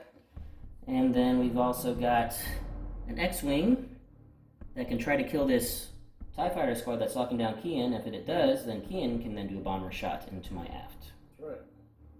So we'll be doing that. Coming out, right, starting with the X-Wing on the TIE fighters. These are just basic. You just need 3 hits on 4 blue dice. They got 2 hits. TIE fighter survives. Kian's gonna kill him. Not gonna get the bomber shot, but what does he get? 3 blue? Yep, 3 blue. 3 blue, need 1 hit. Got it. TIE fighter goes down, but a little, too late. But Luke gets to do his bomber shot into the aft. It's a blank. I am going to check. He might be in bomber command range now since you moved to GR75, so I'm going to check that. No, not quite in range, so I really lucked out there. Come on, Luke, use the Force. You know, with how they're doing with Jedis, with Adepts and Clone Wars, they need to reprint Luke's card. He needs to have Adept. He does. He should. Even Adept. Even Adept 1, even at this version of Luke. Which would be the... He still used the Force to shoot down the Death Star. Yeah, he should have Adept. They need to reprint his card, I think. So, anyway, that's all squads. No activations, and so we were playing dials, and we'd be at the start of round 5.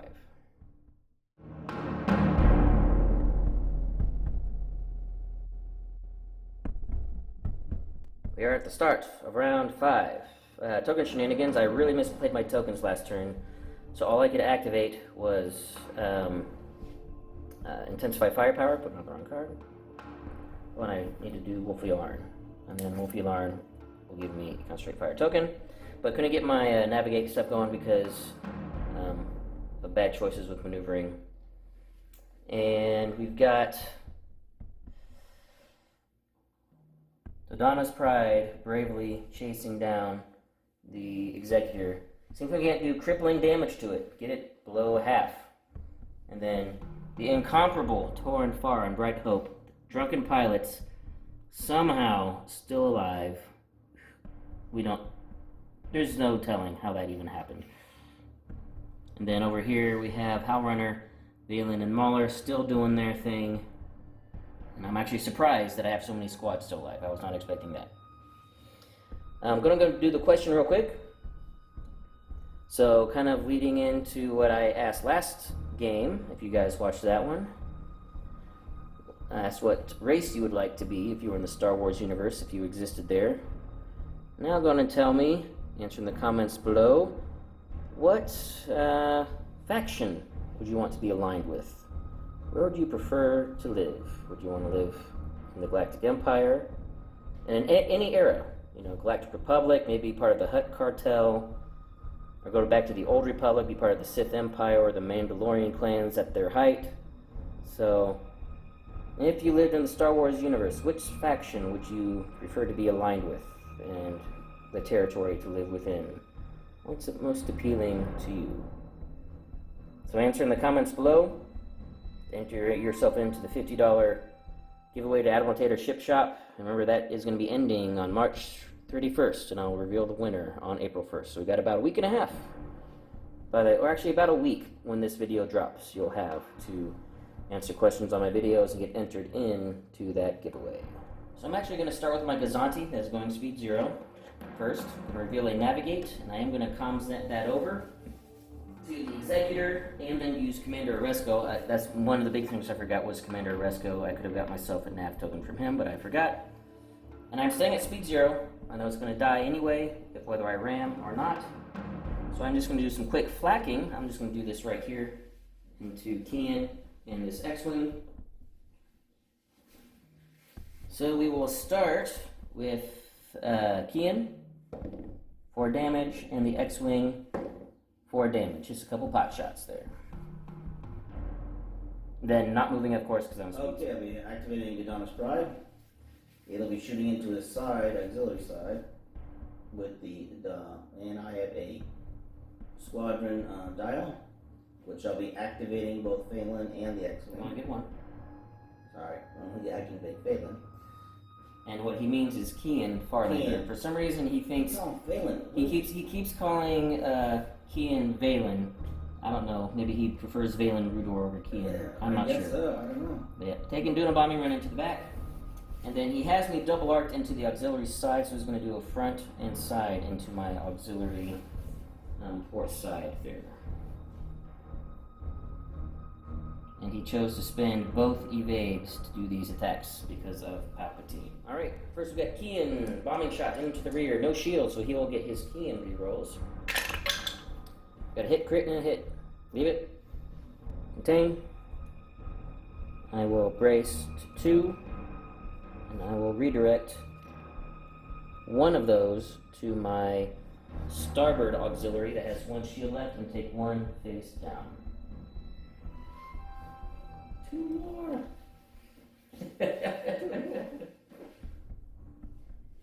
Alright, now for Dodonna's prize shots. So which one do you want to do first, front or side? Front shot. Alright, so 3 blues. 2 accuracies and a hit. So spend an accuracy, reroll an accuracy maybe? You have 2 accuracies and a hit. 2 accuracies, I'm sorry. Yes, spend an accuracy and okay. Hitting shots. So 2 hits. Shall just brace to 1 and take it on the shield. And then the side shot. Accuracy and a hit.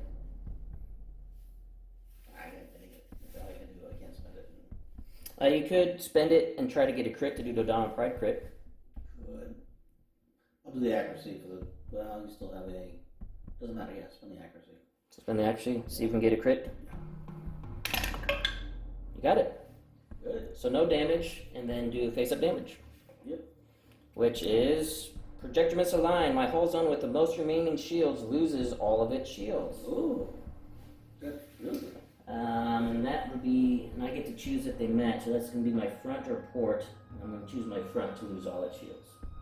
Front shields go down. Ooh. And my auxiliary port shields are down to 2. So I'll be moving at speed 2. I ram into Zazanti, and Zazanti goes. Alright, so all I got left is the Executor. My support ships have gone down in flames due to poor command decisions by Piett. They were not decisions made by me. I am definitely diverting blame to Piett, as a good Imperial would do, always diverting blame. So I'm going to reveal my dial. It is a it's a engineering. You get a free token, which I will use. It gives me 8 engineering. I will heal both my crits.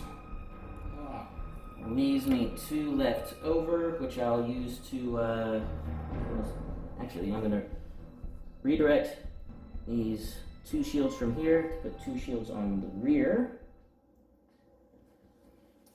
And then just to let you guys know, let's count up my damage, see where we're at right now with that heal. 1, 2, 3, 4, 5, 6, 7, 8, 10, 11, 12, 13, 14, 15.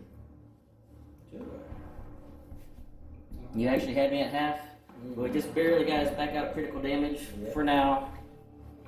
And now I can't activate my squads because it wasn't a squad command, so I'm just going to be taking shots. This drunken pilot is going to be getting hit again. You got to take out Torn Far and her drunkards. I might even double arc you. I might even do a 2-arc shot if I don't get it on the first one. I'll make that decision as we come to it because that's just ridiculous. I am going to then be doing an auxiliary port shot, and I have you double arced here as well. I have my aft arc on you as well, so I'm actually doing my first shot, the front shot, into Bright Hope. And if that doesn't die, I'll have decisions to make. If it does die, then I'll be doing a double arc, port auxiliary and aft into Dodonna's Pride. Which, let me just double check here, because I think this would be, yep, it is going to be medium range. Yep, because I medium too. Yep. Alright, front to side of the Bright Hope, Torn Far, and the Miracle Drunken Pilots. 5 red, 4 blue. You are going the same speed as me, so I don't get an extra blue. But I need that accuracy. Got 2 accuracies. It finally goes down because I did 1, 2, 3, 4, 5, 6 damage, 7 damage. He did 5, so Bright Hope goes down. Aww. Hey, but they're going to go down as legends for that first shot that they completely just dodged out of. Who's not telling? Luke might survive and jump into hyperspace.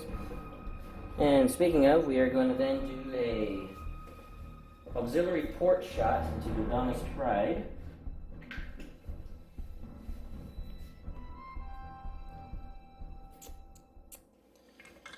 So my auxiliary port dice pool, and we are same speed, so I'm not getting an extra blue. I forgot to slow down actually last. No, I did slow down. Yeah, that's how I ran playing with Gazanti. I must be one. Forgot to slow down. So I'm getting an extra blue. So I was trying to turn to avoid ramming Bright Hope and instead ran my own Gazanti in a very stupid maneuver. So, alright, so we've got 2 red, 3 blue, and a black, and then an extra blue for quad batteries because you are going speed 2 and I'm at speed 1. Zen to the front. That's actually an interesting choice. But I think I do want to lock down both evades. I'll let you get redirect, no problem. No evades, you get your redirect, but that is going to be 6 damage coming in with a couple crits. Oh, redirecting, definitely. Yeah, have to do that, otherwise that will kill you. Yeah. So, to the port side, right? Yeah, port side shields down, front shields down, 2 damage going in. First one face up. Faulty countermeasures, you can't spend exhausted defense tokens. Oh.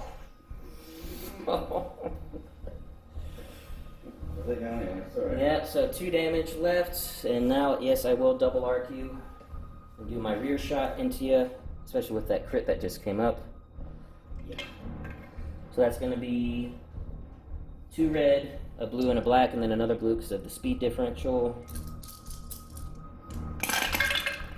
And yep, that'll be it. And then Dodonna's Pride goes down. Broken. Yeah. Dodonna's Pride has been broken. Okay, so since all ships have been destroyed, the game immediately ends. We still have Luke and Kian in an X-Wing that survive. That will be warping to hyperspace.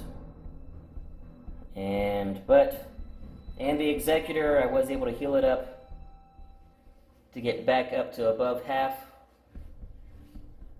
Just at the last minute there. But yeah, that was pretty brutal. I will just discuss it more in the post-game interview.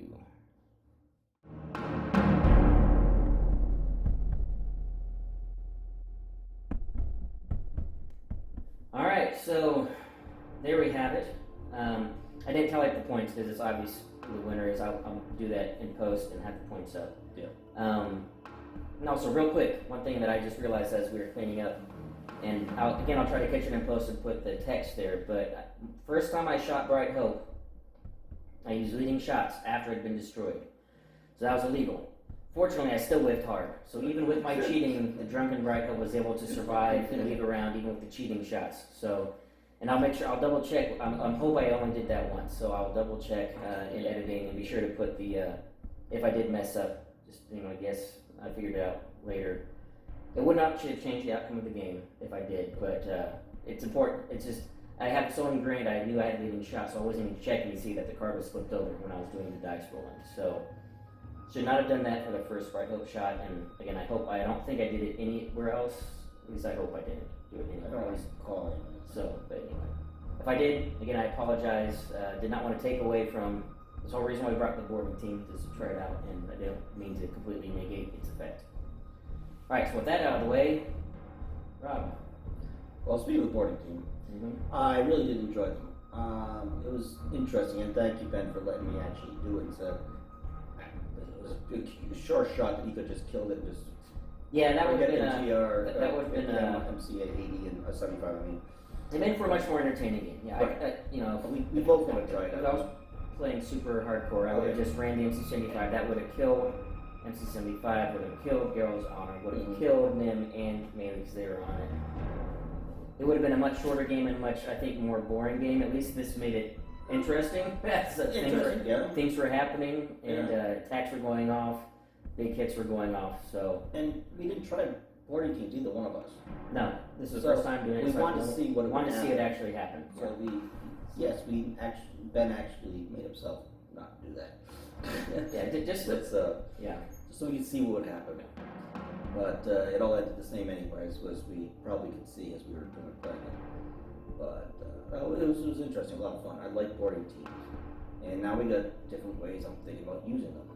Yeah, you've actually inspired me too. I would definitely want to build a fleet with Vader on a boarding team and send him in. And I like to see it, don't want to be on the end of it, but I like to see it. And also, I think it's boarding engineers that goes off your engineering value. Yes. And I would like to try a boarding team with like an engineering 4, maybe on a throwaway Star Destroyer or something. That I don't care if I have gunnery teams or whatever, or something else that has 4 engineering, that has the weapons team and offensive retrofit to get a really high value off of that boarding team when it lands. Yeah. So I think, and then, I just, it makes me like, let's try it out. These are really interesting gameplay. They might not be the most powerful, but they're fun. Right. It's something we never tried. Something we never tried. So I've got some fleets I'm going to try to start coming up with to start using my boarding teams on the Imperial side. So that'd be cool. Yeah. That'd be cool. Yeah. But it has been, I was saying, it doesn't have to be on a Hammerhead, for instance. It could be on an MC-80. Yeah, as long as you have the weapons team or the offensive retrofit, you can go boarding team. Right. And you just kind of tailor it to what you want it to do. Right. So like you said, before engineering, you were talking about, you put on a ship that sure, okay, it's still going to do a lot of damage. I mean, the MC-80, for instance, can do the damage. It doesn't have the right slots for boarding team, but it can still do the damage it needs to do. And I have a boarding team on it just for fun. I mean, I'm going to fly it in close or MC-75. Yeah. So, whatever. But, so it doesn't have to be the Hammerhead, which I was thinking, oh boy, it has to be the Hammerhead. It's the only one that can do it.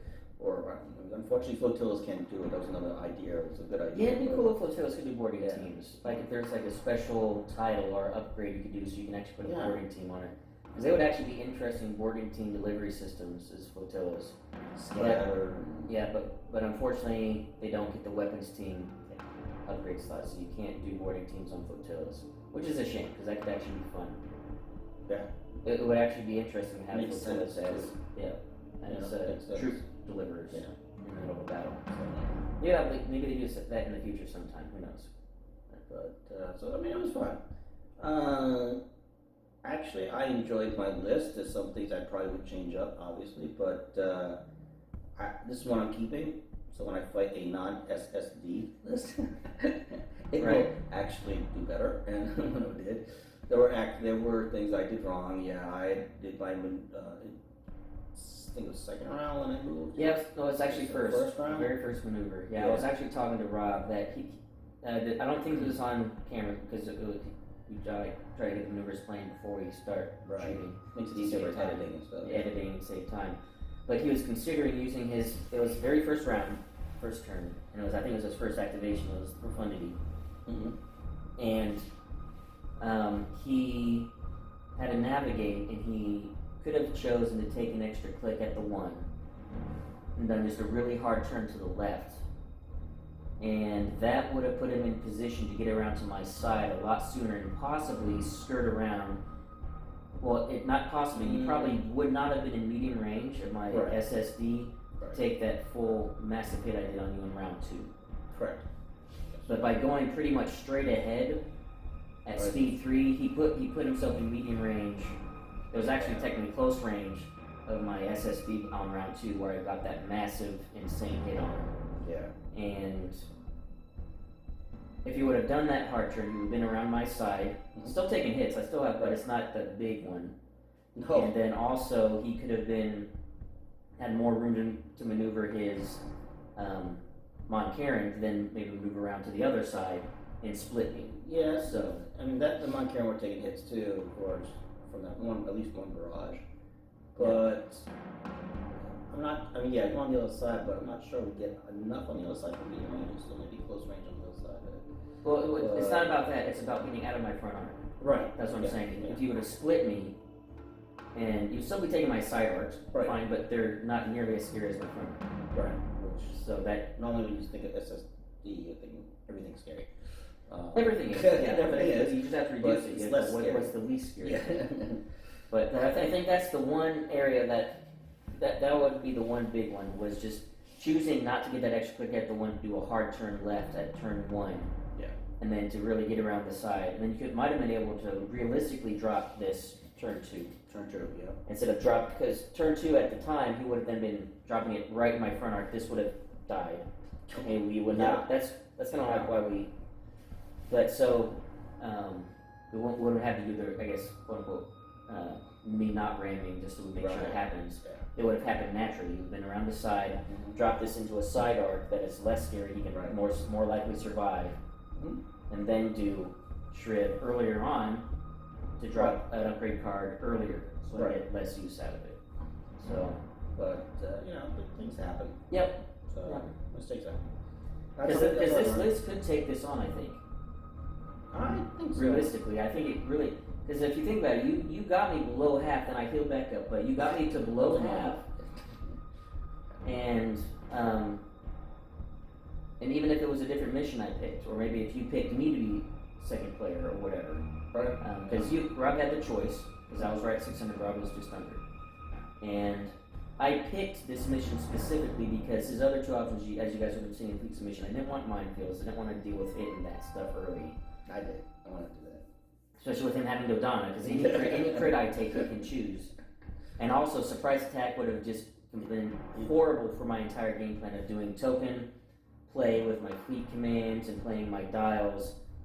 There was no way I was going to let surprise attack happen, so I picked this one because it was the least bad. But also, because I knew that you're going to be putting, I saw your fleet, you're going to have profundity, rapid launch base, you're going to be putting fleet stuff into reserve. And I'm like, you know what, that actually is good for me for deployment. Yeah, and that's what the major problem. Yeah, because I was able to delay deployment until he had everything out, then place a super starter to line up right where I wanted it. And it also kept stuff off the board that you didn't have on the board earlier, so. That hurt. Yeah. A lot. Multiple shots, believe it or not. Because I was hoping to see where his SSD fell, and then I planned. Because if it wasn't that mission, and if you chose not to put them in rapid launch bay, you actually out-squadroned me by 1. So I would not have been able to delay completely. Still would have tried to delay. Oh, yeah, you would have. But you would have had, I think, you might have actually had both of these ships still off the board by the time I was forced to place the Executor, I think, based on the back and forth. So, and then you could have really set up proper angles. Yeah. So, well, the real one I really wanted was a surprise attack. Because I get to place all the obstacles, including the base. Well, then you got to put your. I was not going to let that happen. Especially because then you'd be able to pick 3,000, they'd be all rated. Yep. And that would have been, with what I wanted to do with my comm setting and doing my multiple fleet commands and everything, that would have completely shredded my entire game plan. And I was like, that's not happening.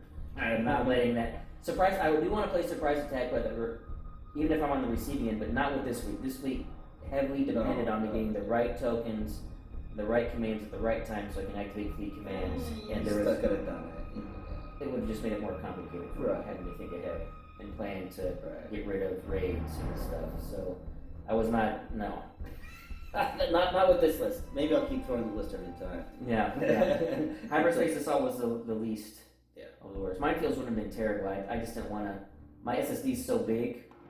You could just line them up to where no matter what I did, I'd be landing on a mine. Well, that's the plan, Yeah, so this was the least effective, or the least worst. Well, and it was actually beneficial for me by picking this one. Yes.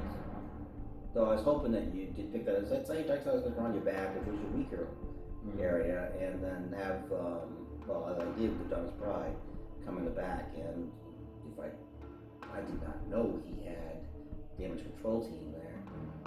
That was a real hard counter the entire thing. I was like, but it's one of I mean now you know, but every time I take an SSD, I always put damage control officer on there because it really helps reduce. Since it's the main target, I'm going to be getting hit by everybody, and I don't want specialty crits coming in on me because I could just really get past all my shields and all the defenses. So assault proton torpedoes. You had HIEs. You had Dodonna's Pride, there's a whole bunch of specialty crits that I was able to hard counter with just that one 5-point card. So, you might not think that's a great card, but it is. Yeah, but of course you could bring that card and then the fleet face has no specialty crits. So it's like 5 points wasted. But the reason why it's put on SSD is because you have 4 officer slots, so might as well just use one for Right. it. So I think it also works on Starhawk. Starhawk gets 2. I think Starhawk gets 2 officers. I believe it does, yes. Yeah, so you can just spend 1 just to get, just in case. No, that's it's a great my thing. contain is going to stop everything. Yep. And so. And then the fire control team, first time trying them, I liked them. I could see what they would have done. Yeah, they never actually went off, No, unfortunately. but let's just say I could have seen what they would have done.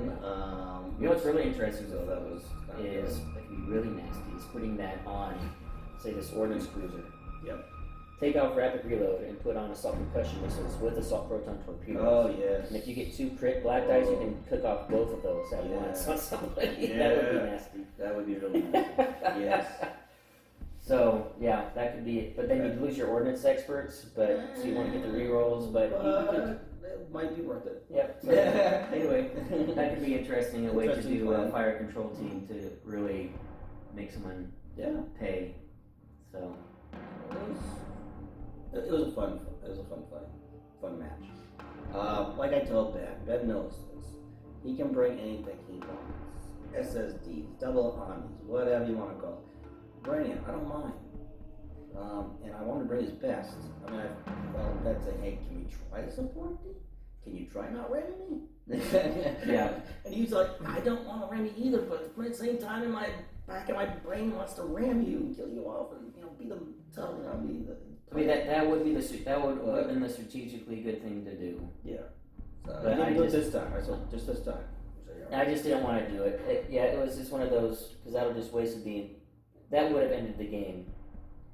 Well, we wanted to try out the boarding. We want to try the boarding teams, and Otherwise, that would have made the game just even. You might not have even gotten through my shields at that point, because the NC-75 actually got 2 massive hits on me. Oh yeah, no. They were amazing when it got to do its actual attack, which was really cool. Which that's actually what I want. I wanted to actually, see what this fleet can do. So, again, I did give Rob warning. I said I am bringing the SSD, and I said I was bringing one of the big ones. And he did say Palpatine. So, and I did say at Palpatine. So that was my worst nightmare. Right there. Those 2 come So I do try to give some warning ahead of the game when I'm bringing an extreme thing. So, but maybe we'll try to do more tailoring when we bring in extreme stuff, just so it's not as one-sided. But, Right. Well, that's what we do with the armies, double armies. You did that. You said, "Listen, I'm bringing double armies. This is what they do." Okay. And I tried. They're just difficult to play against. So They are, but like we said back in that, I've watched that Batrep for how to play against them. By the way, we get really good advice, tactics. But Starter Strike, that SSD was pretty tough. I'm surprised. I did get half at one point. yeah, you got me over half. But And I was able to do the engineering and heal. Because I knew, I knew that my last battle, if we went to 6, was also engineering. I knew I was going to need it by the end of the game, taking all the hits. But I really liked that setup, the SSD, because I know it's not popular, but I love doing fleet commands. And I like this version of the SSD because you get 4 fleet commands that you can put on there. I only put 3 on this one. But combine that with the Executor title, you can have as many command tokens as you want. You can just load them up. You get to break that rule with that title. And even though I'm only commanding that ship as my fleet, it is a fleet. Yeah. In and of itself. And it helps with my maneuverability, so I don't have to worry about nav dials at all. And then using Piett, I can then use all these extra tokens, so when I need a dial, boom, this token's a dial. And I actually just realized I made a mistake. Because my fleet commands actually, my Gazanti play was terrible. All I cared about them was for giving me tokens to fuel my stuff. You kept bumping into your ship. But I didn't have to do that. Bumping into your ship? I actually didn't have to do that Okay. because the turns where it would have mattered, I had fleet commands active where I could have slowed them down for free and get an extra click for free, or sped them up for free and get an extra click for free because of taking piece of action. I never use my fleet commands on my Gazantis, I realized. If I were to do this again, which I actually kind of like the setup, I would actually use my. You guys are probably shouting that, and maybe say that. Why did you spend the dial to slow down? You could just use your fleet command and give yourself the token anyway. That's what I should have done. I just realized that. And just thought, why was I not using my fleet commands on my Gazantis? But I was just so laser focused on my Star Destroyer. Right. SSD. But anyway, I like that setup doing all the multiple fleet commands. The Executor 2 is cool because it is just the biggest, baddest beat stick in the game because you get to do double turbo laser upgrade, double ion cannon upgrade. You get an extra attack dice. I think it's all the way around the entire ship. You get an extra attack dice. That's the real damage dealer, and can get really nasty when you combine it with like the Ravager title, which is nasty. But anyway, I like the Super Star Destroyer when you're playing it as a Super Star Destroyer. The Executor class versions. I don't know if I'll ever play a Super Star Destroyer in a 400-point game with the prototype versions, because those are the ones that can fit, because the Executors are too expensive to legally play in 400-point games.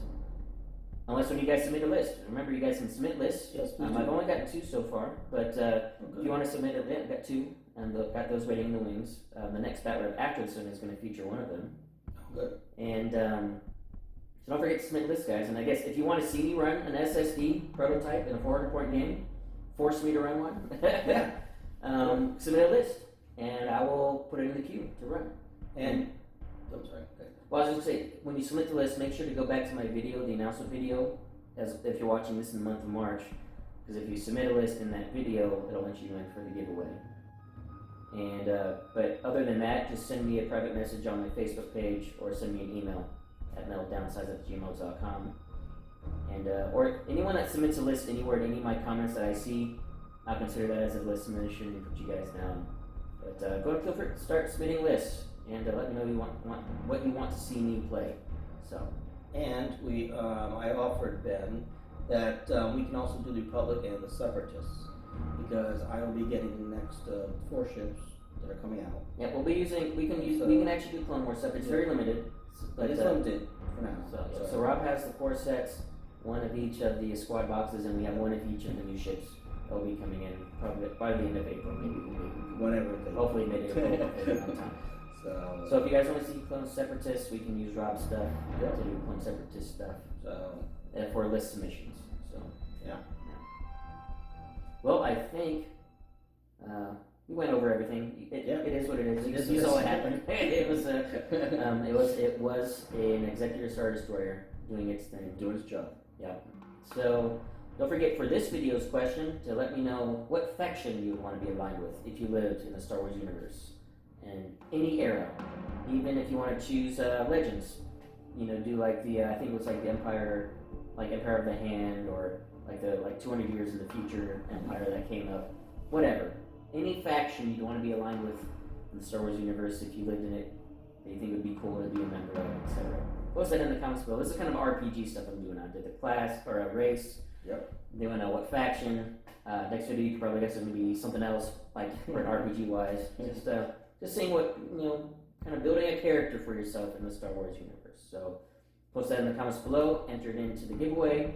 And again, a reminder: by the time this drops, it'll probably be about a week, maybe even less, before the deadline to submit your questions for the month